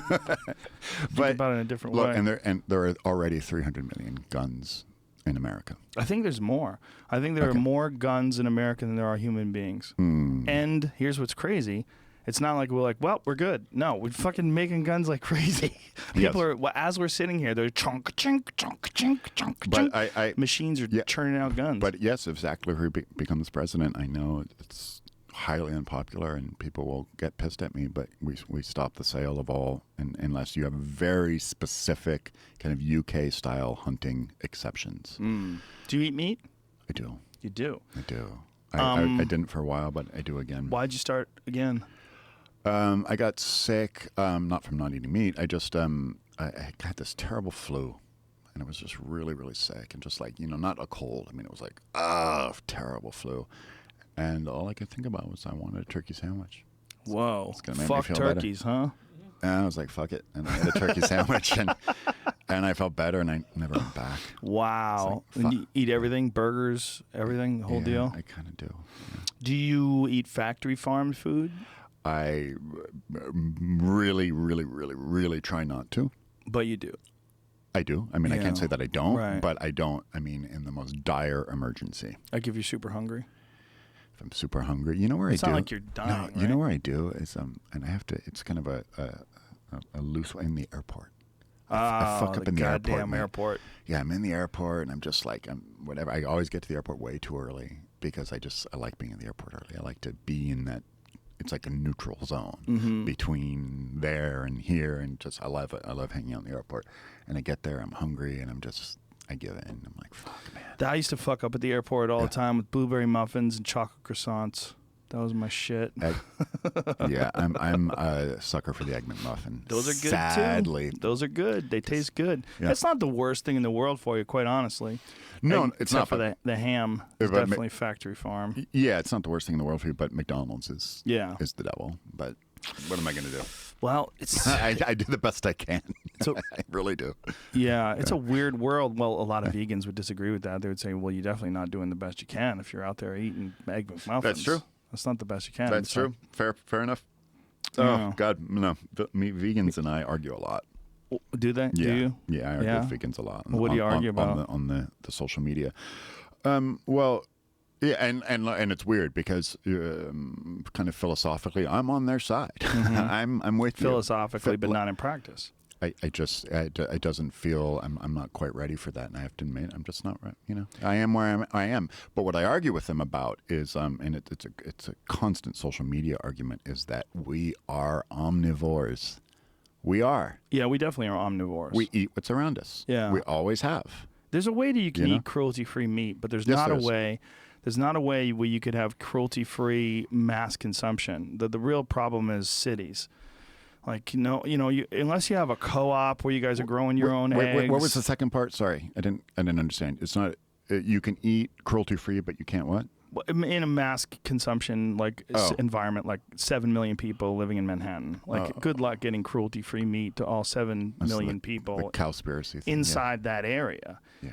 It's just you have to bring it. I mean, what we've done over the last 150 years is move completely away from agriculture Yes. in these cities and drive things in trucks. Have you ever seen some of the old models of what they were, the way that when they were planning cities, like in the early 1800s, when they were designing New York and a couple other cities? They had set up areas for agriculture, areas for livestock, and they had them in cities. And so they didn't have this notion that we have now that everything would be driven in trucks, because they didn't have trucks. So when they had when they had cities in the 1700s and later, there was no way to get all that food to millions and millions of people. So they literally had to grow stuff in cities, Yes. which is a way better way to do it. Yeah, and you know Michael Pollan, if you read any of his stuff, you know Omnivore's Dilemma. Yeah. He's great. He's also getting into psychedelics now, which is pretty cool. But Just recently? yeah, Really? he's doing some really interesting Who's research. the wonderful person who popped him into the Matrix? That I don't know, but I'm in He's the touch. Matrix I'm in again? touch with him and going to do Yeah? a podcast with him. Oh, that's I'll great. figure it out. But yeah, I mean, his whole kind of in the Omnivore's Dilemma and some of those other books, like the biggest problem with our food supply is that we have lost our connection to how food got there. Yeah. Up until 100, maybe 120 at the turn of the century, the 19th and the 20th century. Everybody had a relationship with their food. They knew you went to the produce person. It didn't come from a shelf in a box. Right. You knew where it was sourced, and it was kind of. And if you ate meat, you saw the bloodiness, and you just saw, like, even if you didn't kill it and slaughter it and butcher it, you knew. It wasn't this prepackaged thing that just comes from magic, the bacon fairy. Right. And that's our problem, right? Food comes from a shelf. Nobody understands. I think there's a giant disconnect and it's so many people. The problem is, like, it used to be that a few people were disconnected and most people were connected, and now it's completely turned on its head. And when you have 20 million people in Los Angeles, and what percentage of the 20 million people in Los Angeles acquire their own food from either growing plants or hunting their food? Like no one. No, almost none. Like 0.111, Yeah. whatever. It's kind of crazy when you consider that it's an essential part of being a person is consuming food. But there's also this beautiful feeling that you get, and this is, vegans have this feeling as well, when you grow your own food and you grow like food in a garden and you pick your salad and Feels you great. cut up your cucumbers. Like, this all came from the ground right out there. But there was a really interesting article that was written by a vegan that was essentially saying there are no vegetarians, and that the only way is, like, it is actually impossible to be a vegetarian. Not meaning that it's impossible for you to live and eat vegetables, but those vegetables need dead animals in order to be alive. And that animals are consumed by plants, and that is what fertilizer is all about. And whether or not it's I thought fertilizer was just the poop. no. There's a lot of it is actual decaying matter, and in order to be healthy, in particular, like Okay. what we're doing most of it. You know about Fritz Haber? Do you know what the Haber method I is? don't know. During World War I, there was this German scientist named Fritz Haber, and he came up with the Haber method of extracting nitrogen from the air. Most people think of the air as being oxygen, right? Right. But air is 78%, I think, nitrogen. Right. And you can extract that nitrogen from the air and use it as fertilizer. And so, because of Fritz Haber, they have been able to extract this nitrogen and use it to fertilize plants. Because before they'd use like emulsified fish, and fish was like a big one, like dead fish and fish bones and things along those lines. Because that is, when it decays and breaks down, that is the food for these plants. Okay, so would a vegan? Why would the vegans oppose this in the sense that, like, I don't think they're opposing it. they're not? Okay. No, it's just, I think it's just what, I mean, he wrote it. Wow. The guy who wrote it was a vegan. But essentially he was saying that there's this massive cycle of life, and even pointed to Michael Pollan's work, because Pollan has written about the emerging science of sentient plant life, and that he believes that what's going on with plants is very similar to what's going on with, like, maybe our understanding of a lot of different things. It's like, as our understanding expands, we have to sort of reclassify what we think those things are. Yeah. Like, for the longest time, they thought that fish couldn't feel pain. Right. And that was, oh, don't worry about it, fish can't feel pain. And now they're saying, well, we're pretty sure they can. Yeah. Yeah, we have a different understanding of what pain is to them. It might be a different sensation, but there's very clearly some alarms that are going off. Sure. There's very clearly some sort of a reaction. Yeah. That same can be pointed out for plants. Like, plants, not only do they have a reaction, but plants, when you play the sound of caterpillars chewing leaves, certain plants like the acacia tree has the ability, when it hears leaves being chewed, it changes the taste of the leaves. It extracts some sort of a chemical. Wow. And that chemical does something to the taste of the plants that makes them so inedible that some animals have starved to death because upwind there were animals that were chewing plants. That sound came downwind through either smell or some sort of a communication thing that's going on with the mycelium and with the root structure. And the plants downwind had changed their taste, and the animals wouldn't eat them anymore, and they were starving. Wow, that's far out, man. That just kind of makes me think like what's going to be the next sort of like vegan movement, maybe some kind of ayahuasca ceremony in the middle of like a garden or like an agricultural thing where we're listening for and trying to make, well, that's make a weird peace. thing Because we have to make peace with that.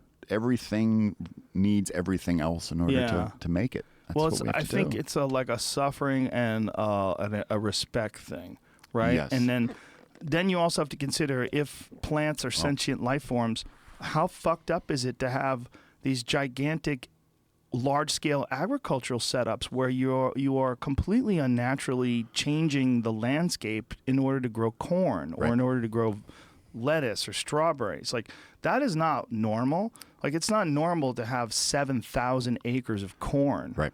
Like, in just corn, all in a neat row that you could see from space. And it's destroying the soil too. Yeah, It's completely destroying the soil. But like with this idea of like having, you said respect and pain, kind of getting into that idea, like, do you think, my opinion is results may vary and I'm not so sure, but if everybody had the data and saw the data about factory farming, for instance, that they would change and thus act accordingly and not eat that shit anymore. Definitely not everybody. Yeah. Some people don't give a fuck. I think some people just don't give a fuck. And those Gordon Gekko type dudes, the slick back hair that are like, fuck it, I'm here to win. Give me that burger. Chomp, chomp, chomp, chomp, chomp. Well, I mean, I've thought about myself. I mean, I've seen every one of those movies. I've read every book, and It didn't work. I'll have an egg McMuffin from time to time, and I'm like, what is wrong with me? Like, is there something? Am I a sociopath? Well, it's like, just easy what to is do. that? Because it's easy to do. If somebody said, oh, you're hungry?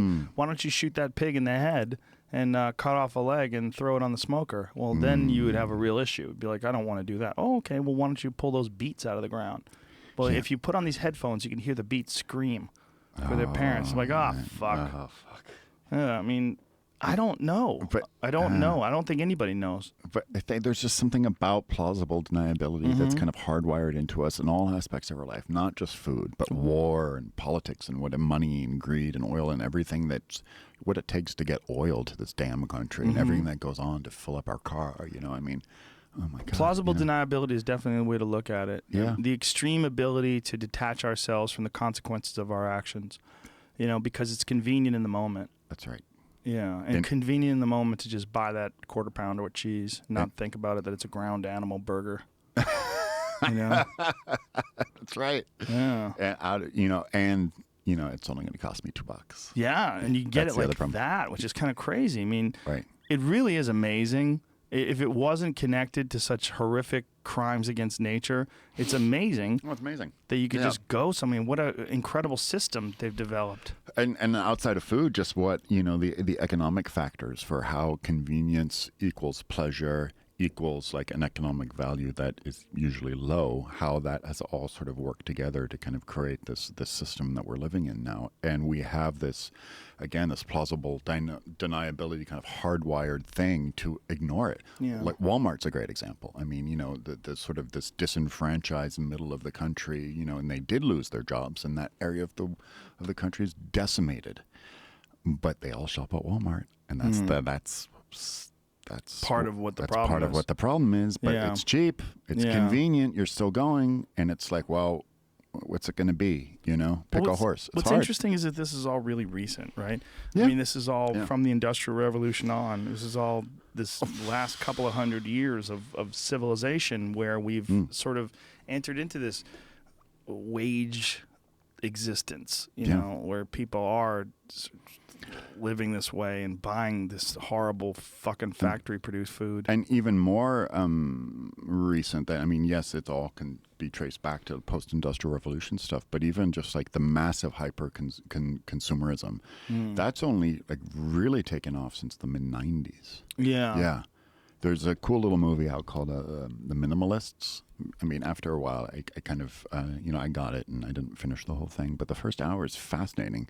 It's about these guys. They wrote a book called The Minimalists, and about, they were all kind of corporate ladder, kind of American successful guys, and just consuming, and buying shit. Then all of a sudden they just kind of had the kind of big kind of cliched awakening, like, oh my God, maybe I don't need all this shit.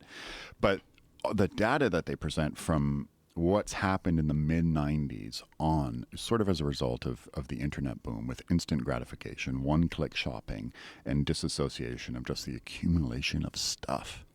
And we live in, bigger houses now than we've ever lived, square footage wise. They've never been so big before. And yet, they've put all these heat maps on, they did the study where they put heat maps on these homes to see where people were living in the homes, hanging out. Mm-hmm. And like the average family in like their huge kind of McMansion or something only uses like 40% of the house. Yeah, that makes sense. And also has a self-storage unit to go with it somewhere else. It's just this endless kind of relationship we have with it. So I watched Hoarders the other night. Oh my! And there was some dude So who hardcore. bought 2 houses next to his house because he had so much shit that he had to move the shit to other houses. I was like, it was fucking crazy. Hoarders is gnarly. Oh, man. But this is a weird hoarder because it was a guy who had some money. Yeah, he bought 2 houses. Yeah, right. It wasn't like a hoarder like some poor person that was going to yard sales and buying used clothes and then putting them in bags in their house and stacking them up to the ceiling with newspapers and stuff. This was a guy who had all these collectibles. And he was a neurosurgeon, which is really interesting. Yeah. Interesting. Yeah, and he lives in Vegas, and he wanted to be known for his collection. He had crazy stuff. Like he had... what's he into? He had a lot of space memorabilia. Like he had a scale model of one of the Challengers, or one of the space shuttles, rather. He had one of the test lunar modules that Buzz Aldrin and Neil Armstrong apparently had used in testing and in preparation for the Apollo missions. And he had a bunch of crazy shit all over his house. But he had 3 houses filled with this stuff, the courtyards, and all around his pool was stacked up with shit. Oh, man. Yeah. That's so insane. It's just, escapism, this need to sort of like pacify our existence here. I just, as we kind of evolve and kind of grow into the future, it just seems like so few people can truly be comfortable in their own skin and just be present and be comfortable and contentness. Yeah. Like we're constantly inventing new ways to escape, to disassociate, to get out of the moment. What do you think that is? What do you think is so compelling to us about the constant accumulation of material possessions and this whole greed is good sort of mentality and moving up the corporate ladder without any sort of appreciation or acceptance in the fact that we're these finite life forms clinging to a spinning orb hurling through infinity? All those inevitable and inescapable realities, I mean, we look at them every day. We look up. I mean, that is undeniable that you are looking up as you leave your house and get to your car. You have infinity above your head. And Yes, you do. And you don't look at it. I mean, what's going on with us? I think we're born, this thing that we've kind of created, this construct that we call society. We're automatically born into a bad hand. And I think it's completely bogus. You're dealt a bad hand at birth. It doesn't even matter if you're born into privilege. I mean, sure, that's great if you're born into privilege versus the slums of Mumbai. That's definitely better. Yeah, that's definitely better. I mean, of course, I'm not going to... If you're balling in Beverly Hills, I'm not going to... that's way better than Liberia. Yeah, I mean, or Syria. You got a Bentley convertible? Dude, you're doing way better than someone in Zaire with no feet. No question. But, like, you're dealt this bad hand of, like, being alive is hard. Right. You're born, you're going to go into this building from ages, when do you go to school? Ages 4? Is that about right? Some people go to preschool at 4, kindergarten is 5, first grade 6. From 4 to 18, you're going to go into this big cement building to be taught these certain subjects in this certain order, and then you're going to leave that cement building, go to another one that's even more expensive, and then you're going to leave that, and you're going to get some kind of employment thing which exists pretty much from 9 to 5 for most people, unless you're fortunate or clever enough to kind of exist outside of that framework and create your own reality. But most people are going to work some kind of structured life. And I think it's hard. I think it's just hard to be alive. It definitely is. Well, it's not harder than it's ever been. It's easier than it's ever been, right? I mean, it's more safe than it's ever been. Safer, more access to information than ever before. Yes, but you know why I think it is in some aspects it's harder? Because, well, I don't know if that's true, because back in the olden times you did have to, kind of compete against each other for survival. But I think it could be argued that it's harder because this constant sort of, onslaught of media and comparing ourselves to each other, and to feel insecure if you don't look like that, if you don't look like this, if you don't have that, something's wrong with you if you can't afford to buy that. You're not doing well. You're fucking up, man, if you can't afford to buy that. Or if you don't look like that, oh my God, I'm sorry. Nobody's ever going to want to fuck you. That's really sad. No one's going to want to fuck you if you don't have the stuff. That's awful. You have to have all the stuff. You got to have all the stuff. And it's a terrible thing to say, to teach our children, Well, so I think it's hard to be alive. It is in a sense. It's very tricky. And it's also, I think, we are being raised by babies.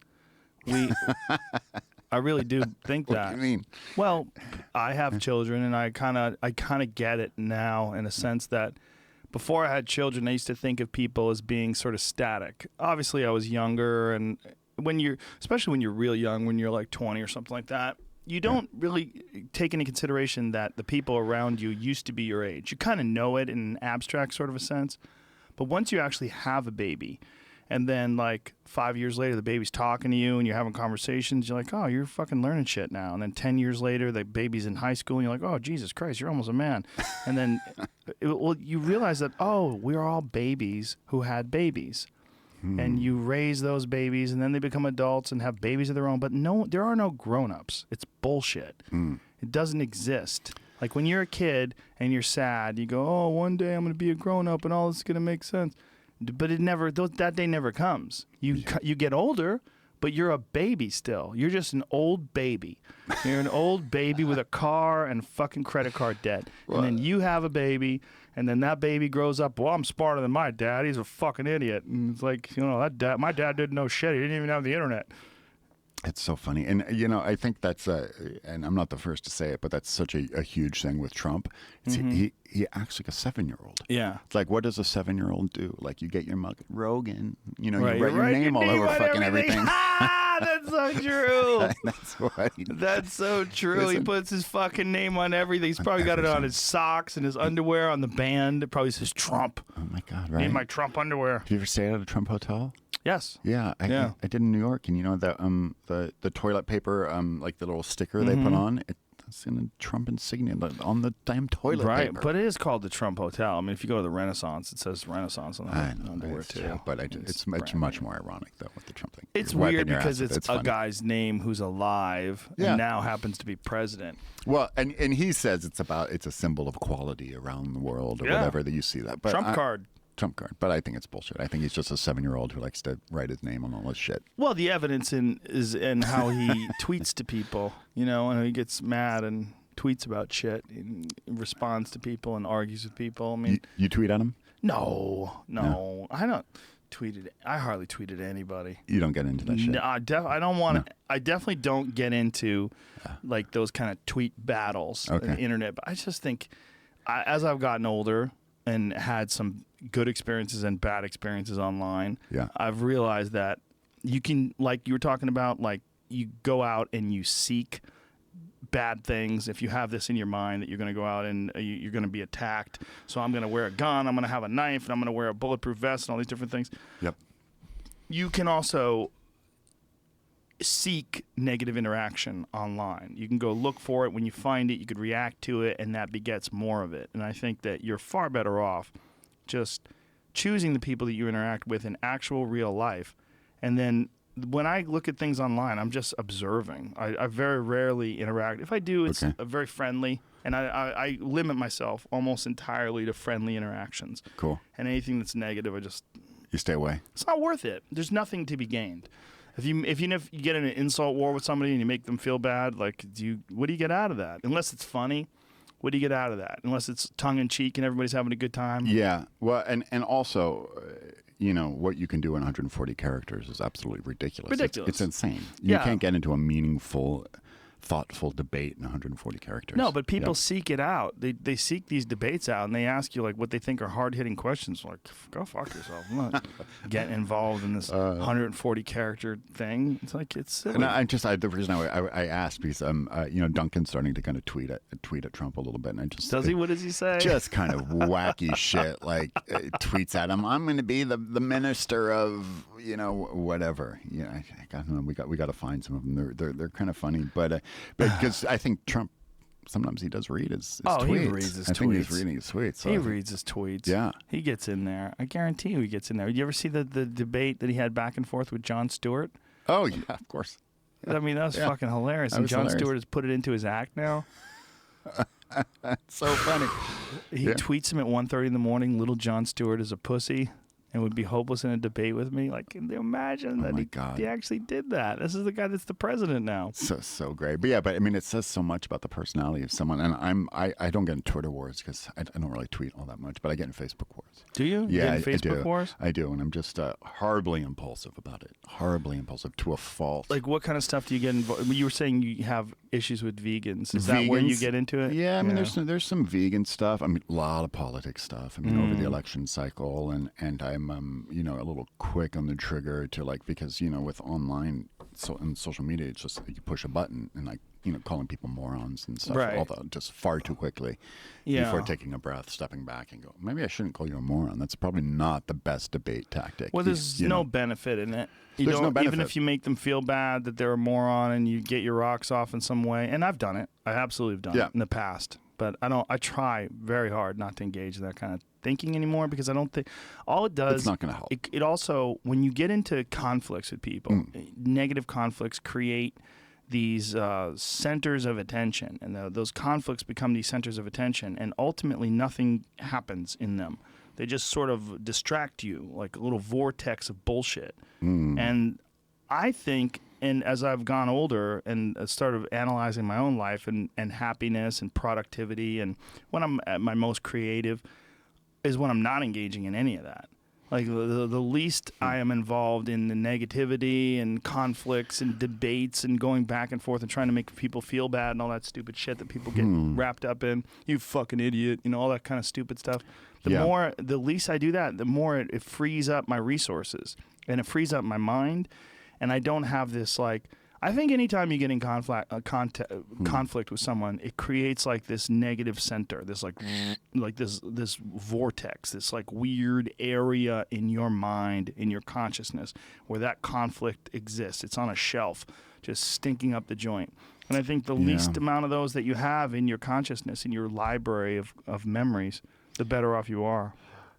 Yeah, I tend to agree with that, and I tend to feel that especially, and it's for somebody of kind of my cloth, it's hyper hypocritical to, attack somebody online, over their political beliefs for sure, being a spiritual person. But, at the same time, especially now within the last year, there's just a highly charged debate cycle. And I was, convinced that, how could a cognitively kind of adept human being justify voting for Donald Trump? It just didn't make sense to me. Well, how could one justify voting for Hillary either? Oh, I can make that. Can you? Absolutely. Don't you think that there's a lot of issues involved with Hillary Clinton? First Absolutely. of all, Hillary said in the WikiLeaks documents that she was against marijuana legalization in every sense of the word.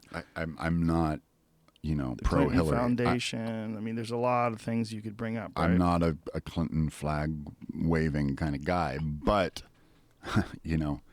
comparing the two, and however you look, so to me, Hillary Clinton was just status quo. Right, but isn't the status quo fucked up? And yes, really but the bad? status quo is better than negative. Right. This is going to be negative progress. And this is negative. How certain are you that it's going to be negative progress? Absolutely certain. I mean, the Supreme Court alone.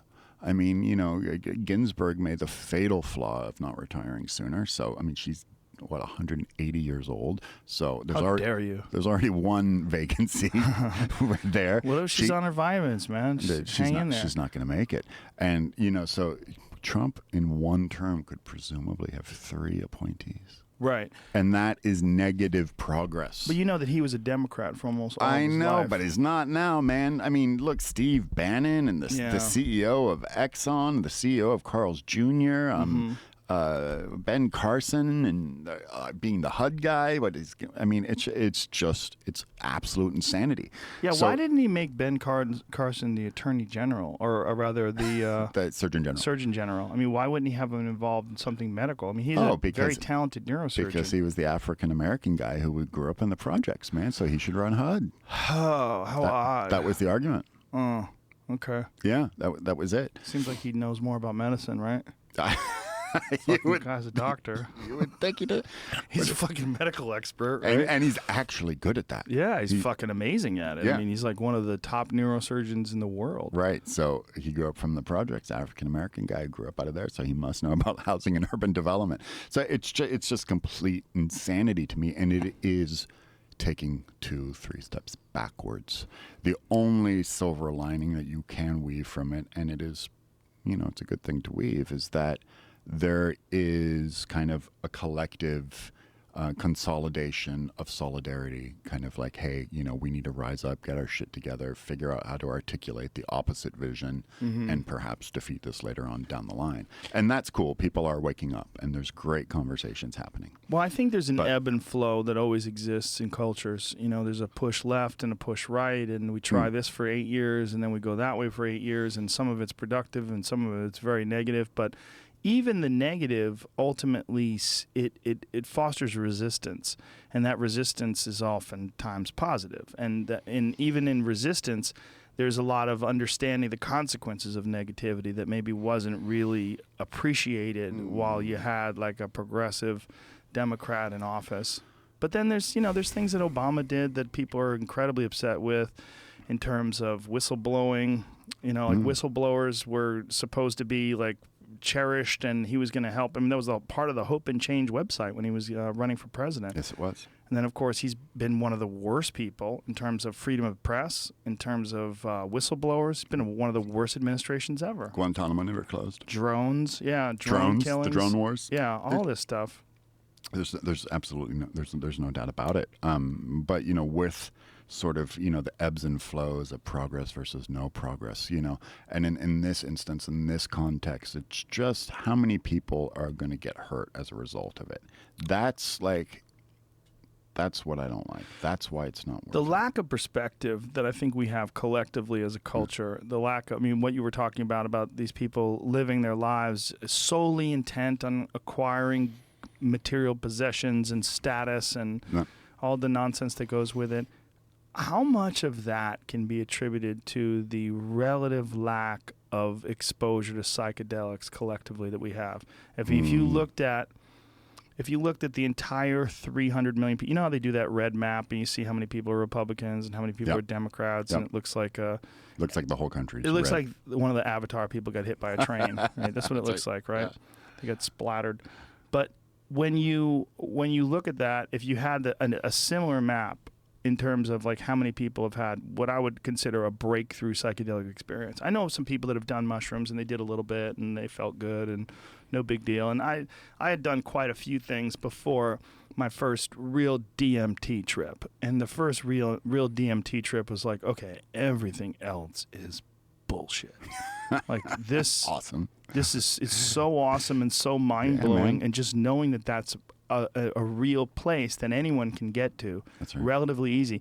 Not only that, this is not a precious material. This is a material that exists in thousands of different plants all over you, everywhere you go. Like drive down the street, you'll find a fucking 100 different kinds of plants that have DMT in it. Well, so the DMT experience to me was I would say like I'm really like two different people. I'm the pre-DMT person and the post-DMT person. I'm real similar.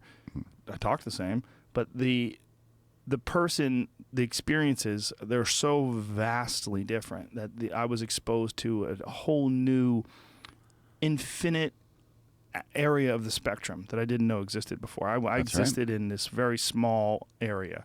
I thought there was like birth and death and love and sex and beer and fucking movies and what all the other things you enjoyed. right. I didn't even know that was real.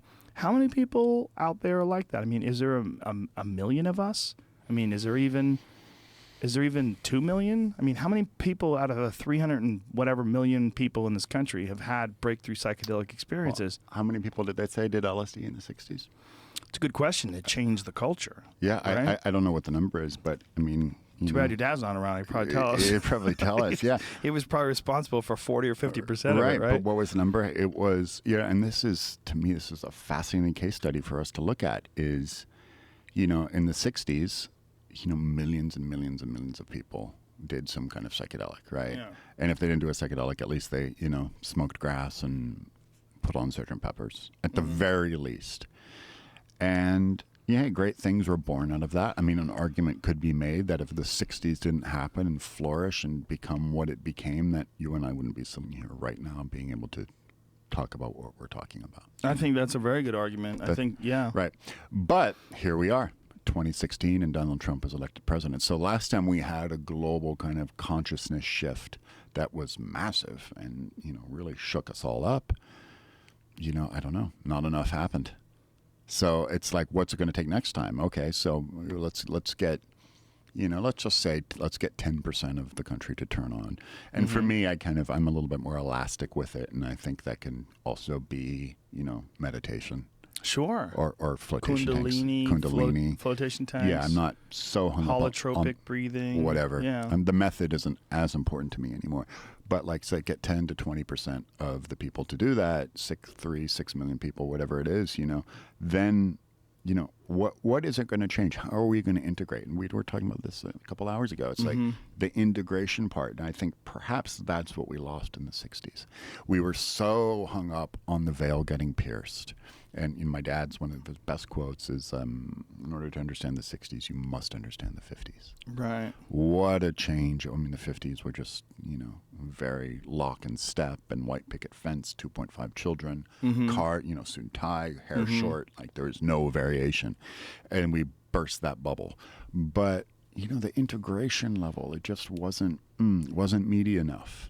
We elected Richard Nixon in 1968. I mean, granted, Robert Kennedy was shot, but still, and here we are 50 years later, and look what we're doing. So, it is great to turn on, and I love people turning on, and I think it's fantastic, and it's a great thing to talk about, and like you are, and it's, you have a huge megaphone in getting people to do that, but what are they going to do different?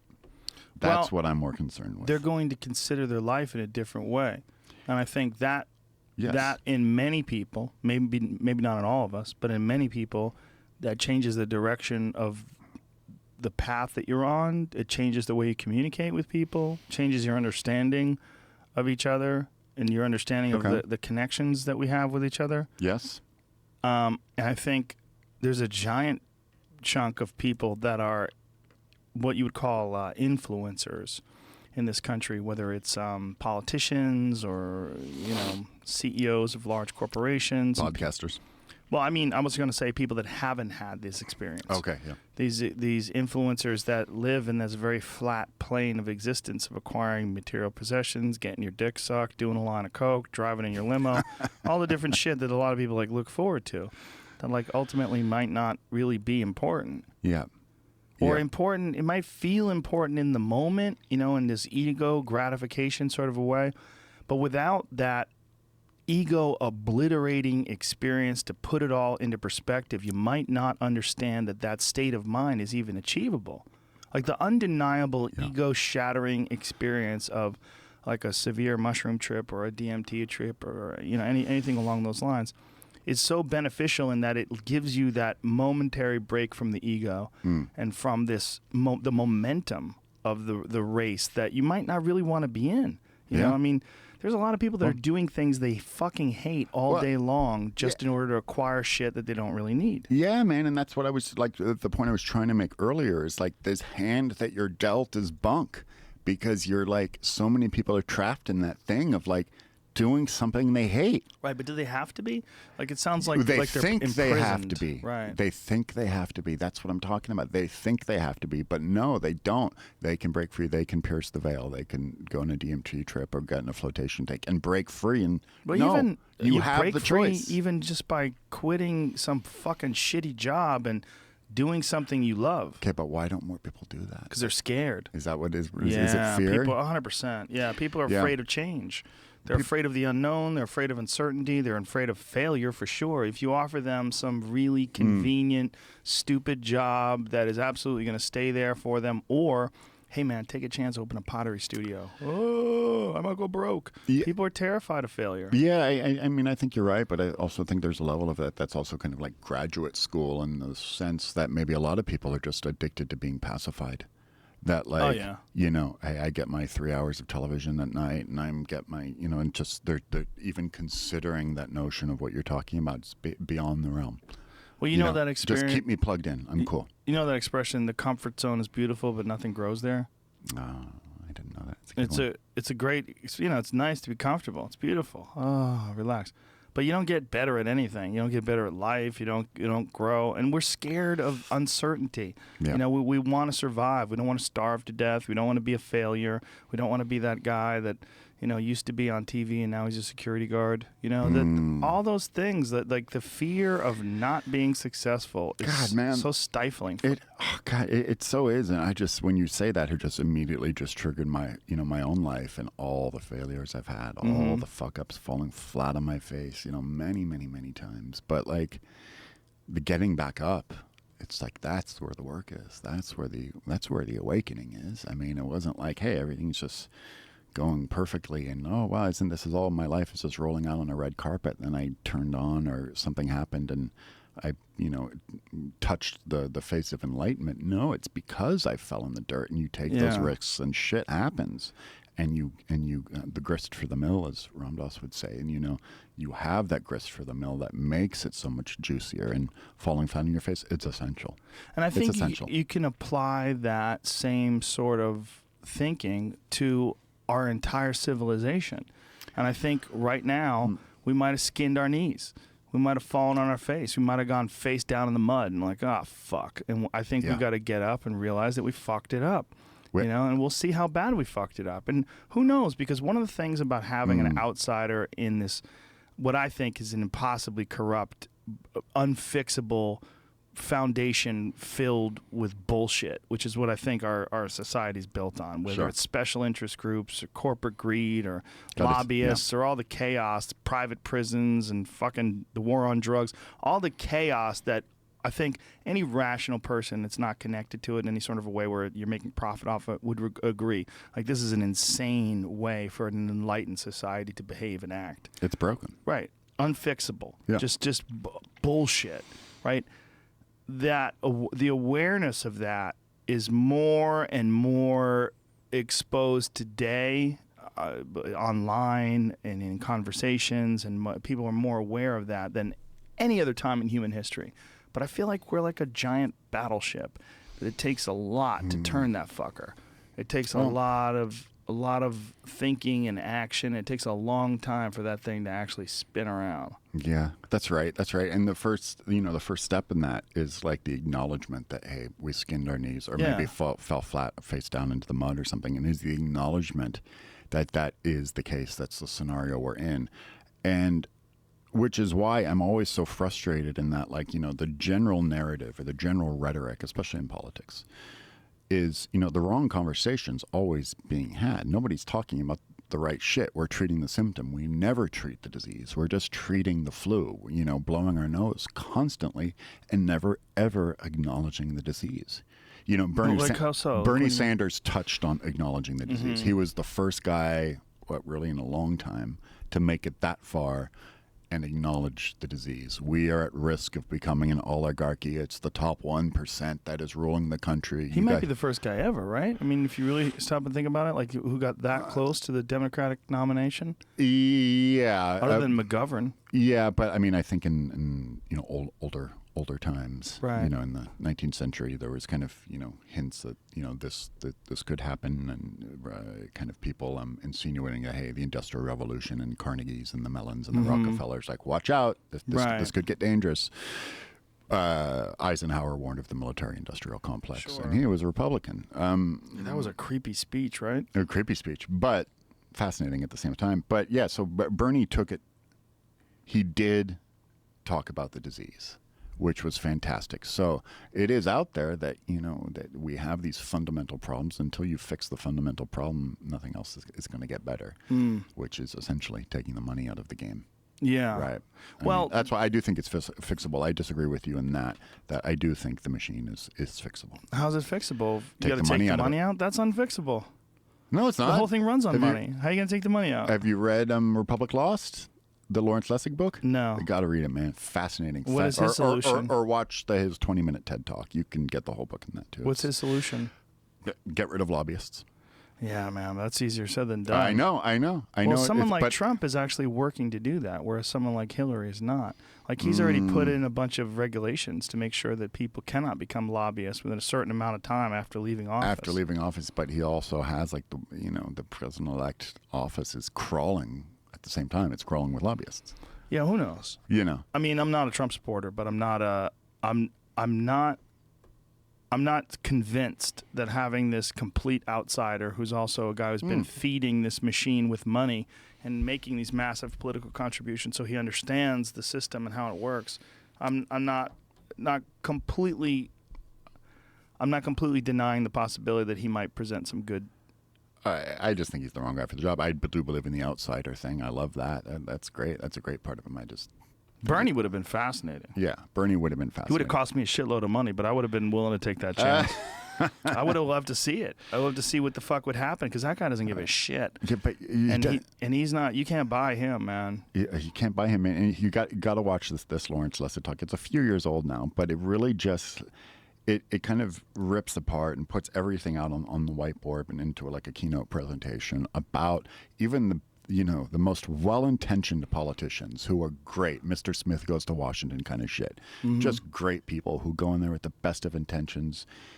At some point, then they end up spending 25% of their time inside of the phone bank, the DNC phone bank, begging people for money. Right. And they do that. Yeah. And it's across the street from the Capitol, so it's not too far. And it escalates, and it's a snowball just going more and more and more, and then it just becomes even the best intent. But if you take money out of politics, then you have only people with money who get into politics because they have so much money they don't need anybody else's money. Hence, Donald Trump. Yeah, but I mean, if you did it like first of all, if you did it like the UK does it and shorten the election season, first that's a great first step. You can't make it 18 months. It's insane. And the amount of money. It's a great team sport. It's going on forever. We get a root, rah. We got debates and it's there's great debate television. Season. Yeah, man. It's great television. People wear their red and their fucking blue and Make America Great Again hats are But on the amount sale. of money that it takes to play that game. I know, right? What was he making per day from those hats? Off Make America Great Again? I bet millions. No, he was making something like 80 grand a day or something from the hats. Something stupid. It's so bad. They're so stupid looking hats too. It's not even a good design. It's like somebody made it at the mall. Those little hat shops. What do you want it to say? Bobby loves Jesse. All right. Make Bobby America loves great Jesse. again. Make America great again. Red hat, white letters. I'm the man. I'm the fucking man. I got the hat on. The fucking man. I don't even know what that means. Yeah, he Make doesn't know what it America- means either. Jesus Well, Christ. I don't know. I mean, America's never been greater in terms of like safer, more access to medicine, more access to information, more access to education. That's It's never right. been better. In that way, but like our education rankings, it's sort of In the world, in the not so world good. where we used to place, your typical high school graduate in the year like 1960. It's like went to college and Right. and ranked number one in global math, science. Right. That's because the rest of the world was in the Stone Age, and we were the only civilization. I think we had just started civilization back then, and no one knew about it yet. And they all caught on, and we got fat off Twinkies in the mall, and fucking Walmart poisoned us. Yeah. And then there's some shit from fracking that definitely got into the water. I don't know, man. I think I'm a turn everyone on. I'm fine with that too. I'm a pessimist in some forms, but I'm an optimist in others. And what I'm optimistic about is that people care, and that this world that we live in, that this is like when everybody was crying after Trump got elected, and part of me was like, well, this is so preposterous. Like, why are these people crying? But the other part of me was like, that is when things get done. is when you have this outpouring of emotion, and then people, like, remember when those people were marching down Wilshire, and there was just fucking huge line of people, like hundreds of thousands of people that shut down Wilshire, and these people were filming it with drones from overhead. I was like, wow, that's a crazy response to this guy winning the presidency. And the people were like hoping the electors, the electoral college people wouldn't elect him, and they would act on their, no, fuck you, it's not going to happen. Like, you're playing a game. He won the game, and you can't take it away from him after he won the game. Like, he didn't cheat, he won the game. So this is the game, and this is how the game works. And, Russia, listen, this is the game. This is how the game works. Now you got to figure out, why is this game in place? Why do you have this fucking goofy game? Why do you have this representative government? Why do we continue this? And if we can slowly move that battleship towards a more rational place. Yeah, you're right. And it does come from a consciousness shift. That's the first step. Always comes from a consciousness shift. I think pot. I think legal pot is the fucking real gateway. I really do. Yeah. I really do. Because I think it calms people down. It makes people nicer. And I think just that alone. It's like the opposite of what alcohol does. That's true. It definitely does not increase aggression. Or confidence. Sure. It doesn't increase confidence at all. It's the opposite for me. It makes me that's why I don't smoke it. More vulnerable. You don't smoke it? I don't like it. I don't like it. It's something changed in me. I did when I was a teenager. Like, loved it, man. I'm a deadhead, and that was my life. But I take it now, and it's just paranoia. Massive. And also the confidence thing. It does not bring out my best. It makes me feel like if we smoked and we did this podcast, you'd be freaking out. Oh my God, what do I have to say to Rogan? I sound like an idiot. Duncan told me. I would be like that. So it does not bring out my best. So how long ago was this switch? When did it happen to you? Oh, quite a while. I'm 43. More than 15 years ago. So that's when you stopped smoking, 15 years ago? No, I stopped yesterday. Yeah. I'm still freaking out because of yesterday's pot. Yeah. About that, yeah. So, what do you do anything these days? No, sort of psychedelics? Not really. No, I don't. But I keep a place in my heart for the psychedelic experience should it arise again. In between English muffins. In between Egg McMuffins. I'm open to that, and should the opportunity arise, I'm down for it. With the psychedelic thing, I just I am open to it. I just kind of hit the Alan Watts wall in a way, like the Alan Watts thing about I got the phone call and then I learned to hang up the phone. What is the Alan Watts thing? How does that work? The quote goes something like, I got the phone call and then I kind of learned to hang up the phone. I didn't need to stay on the phone. Relating to psychedelics. Oh, I see. I see. So you got the message. You got the message. Need to continually get the message over and over and over and over again. Yeah. McKenna, I think, was in that boat too before his death. They were saying that he talked a lot about it, but he really wasn't doing anything anymore. Oh, really? Oh, yeah. I didn't know that. Smoked a lot of pot, though. Did smoke a lot of pot. Because I always remember, Terrence, the thing that us drug people have is repeatability. You know, it's that. Well, it's true, but it's after great. 5,000 fucking mushroom trips, Jesus Christ. I've done acid, 200 times or something? You could probably be, like, legally insane. Right? I think like there's a certain amount of acid trips you do where they used to classify you as being legally insane. Well, yeah, maybe. Do you get some money from the government, bro? You could hook it up. How much? Probably like $50. I don't know. But if you just ran around saying that I broke my brain and I'm disabled, I bet you could juke the system. I used to.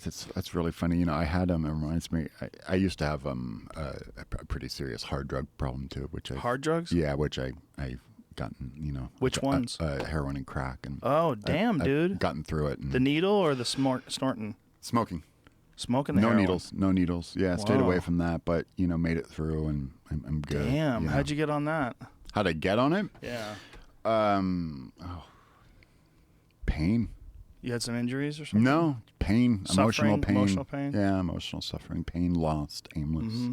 wandering the world, aimless, not knowing what to do. And that was escape was the heroin? Somebody introduced me to it about that period in time, and it just was like, oh wow, heroin has the great ability of, and it's really seductive and really fucked up, of making you think that your life is okay when you're in the gutter.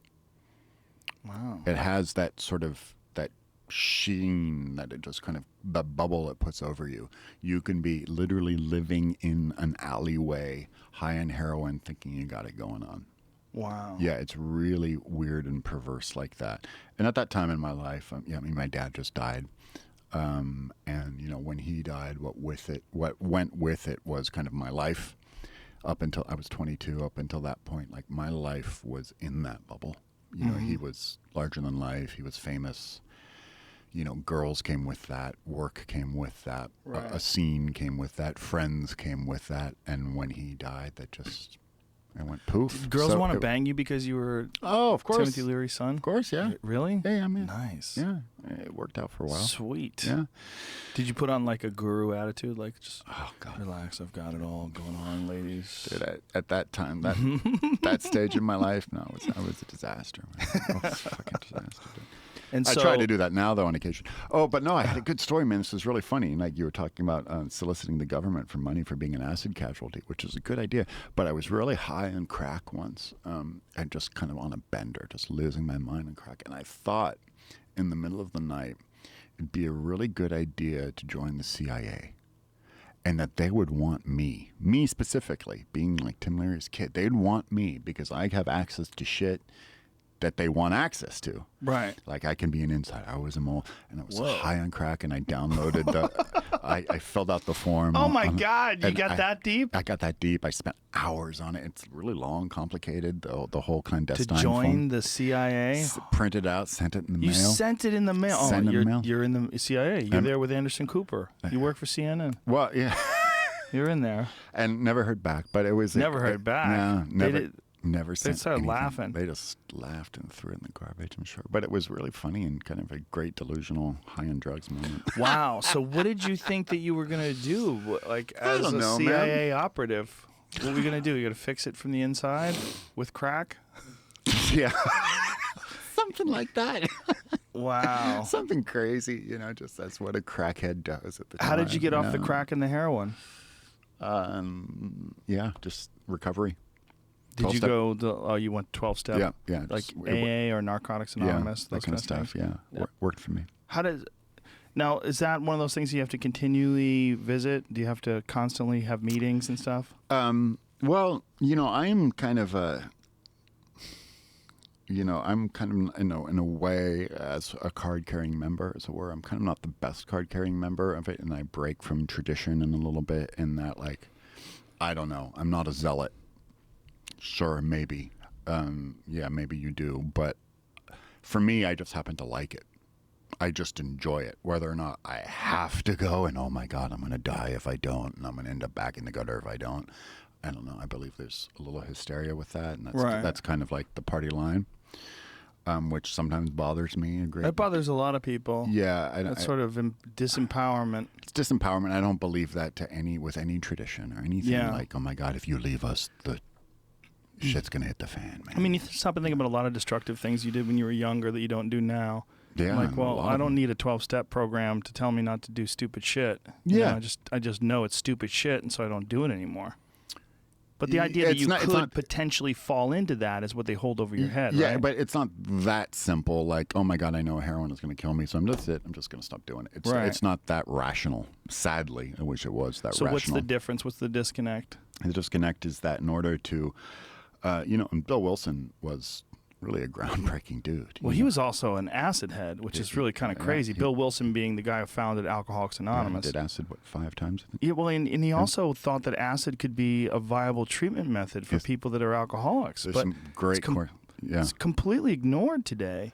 And his thoughts and ideas about that completely ignored Wow. by people in recovery because they think that no, you don't get clean by taking something else. They hate it. Yeah. And before that this sort of got popular, before the documentaries came out and all that about exposing Bill Wilson, I used to just blow AA members' minds with that. Just like, did you know he did it? And he had correspondence with my dad when he was at Harvard. I'm sure he did. Yeah, they had some really interesting. These letters are fantastic. He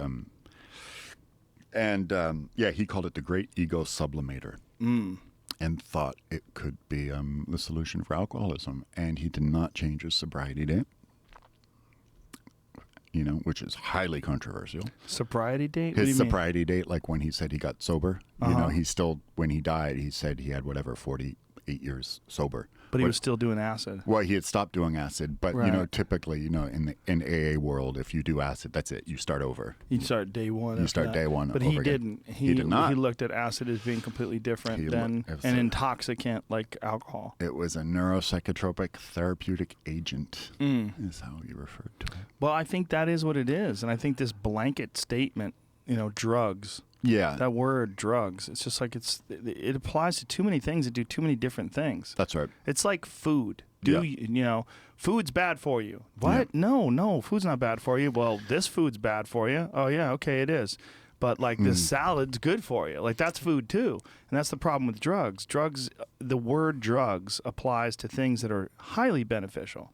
That's right. It's just, in AA land, I get why they need to toe that company line. But isn't it... I do get it But because... then again, it's disempowering in a way, isn't it? Because you're treating everybody as if you are the weakest possible example. Look, man, I'm not disagreeing with you at all, but I'm just saying I get it because it does work. Right. That's all I can say about it. I don't disagree. I'm kind of wishy-washy about it, but it works. Like to have a hard line. I have seen absolute. people's lives who you just, the doldrums, the left for dead, get their lives saved and have really great, productive, amazing lives today. And it's a really beautiful, cool thing to see. Well, there's also, I think, we have to come to the realization that everyone's different biologically. Yes, that's why. That's the point. Everybody's wired differently. There is no one size fits all thing. And now what we're seeing with ibogaine treatment that MAPS is doing. Oh my God, so cool. Yeah, really, really promising. And so, I just encourage everybody to find their own dharma, find their own path, and kind of make what works for you. There's no prescribed method for spiritual awakening or life-saving or life-changing. You just have to, balance it correctly. So listen to your heart. What is your life like? Like, what do you do with your time? Like, what do you do? What do you do for money? Well, I do a few things. My life is kind of split into two things. I have my podcast. Right. What is that called again? It's All Happening. It's All Happening. Yeah. So I do that. I'm actually starting another podcast. I'm going to be hosting the MAPS podcast. Oh, really? Yeah. Oh, that's awesome. So MAPS is starting, and I'm going to help them get it off the ground. I'm going to host it and start that. So, I kind of do that. I can speak, at festivals and kind of teach, some spiritual stuff and kind of do that right. I've been working on a book, but the other half of my life, kind of before I had my own little spiritual awakening, I was a technology consultant and a branding consultant and worked in digital marketing and at a lot of ad agencies and stuff and led kind of a 9-to-5 corporate life, which I've ditched, but I still keep some clients as kind of a day job sort of thing, which is kind of fun. That's interesting. So, like, what does that entail? Like, as far as anything that is, if a brand or an entity or a film or a music client, anybody wants to come to me and sort of define their internet strategy, how they want to behave online. Whether that's just something as mundane as having a new website to coming up with a complete communication message about how they want to market their thing. So I kind of do that too. So I divide my time sort of 50-50 between my stuff and then other people's stuff. And when does this MAPS podcast launch? January. Oh, that's cool. So you'll by having that name attached to it, you'll be able to get some pretty amazing guests. Yeah, man. We'd love you to do it, of course. I'll do it. Rick, I'm in. Yeah, Let's cool. do it. Sign it up. Yeah, Rick Let's do wanted it. to Set it up. pass it on. So yeah. 2017, folks. Shit's going down. So yeah, I keep busy, man. I keep busy. Beautiful. Yeah. All right, man. Well, let people know, what's your Twitter handle? Is it just Zach Leary? Zach Leary, or go to my website, zachleary.com. And the podcast is called It's All Happening. Is it available on iTunes? Everywhere, and all that jazz? podcast stuff, yeah. Well, thanks, man. Thanks for coming in, Thanks man. for having me, Fun, man. It's fun fun, time. man. Yeah, Appreciate it. thank you, Appreciate brother. it very Yeah. much. Zach Leary, ladies and gentlemen. Thank you, everybody. We'll be back tomorrow with the great Greg Fitzsimmons, also known as Grapefruit Simmons. See ya!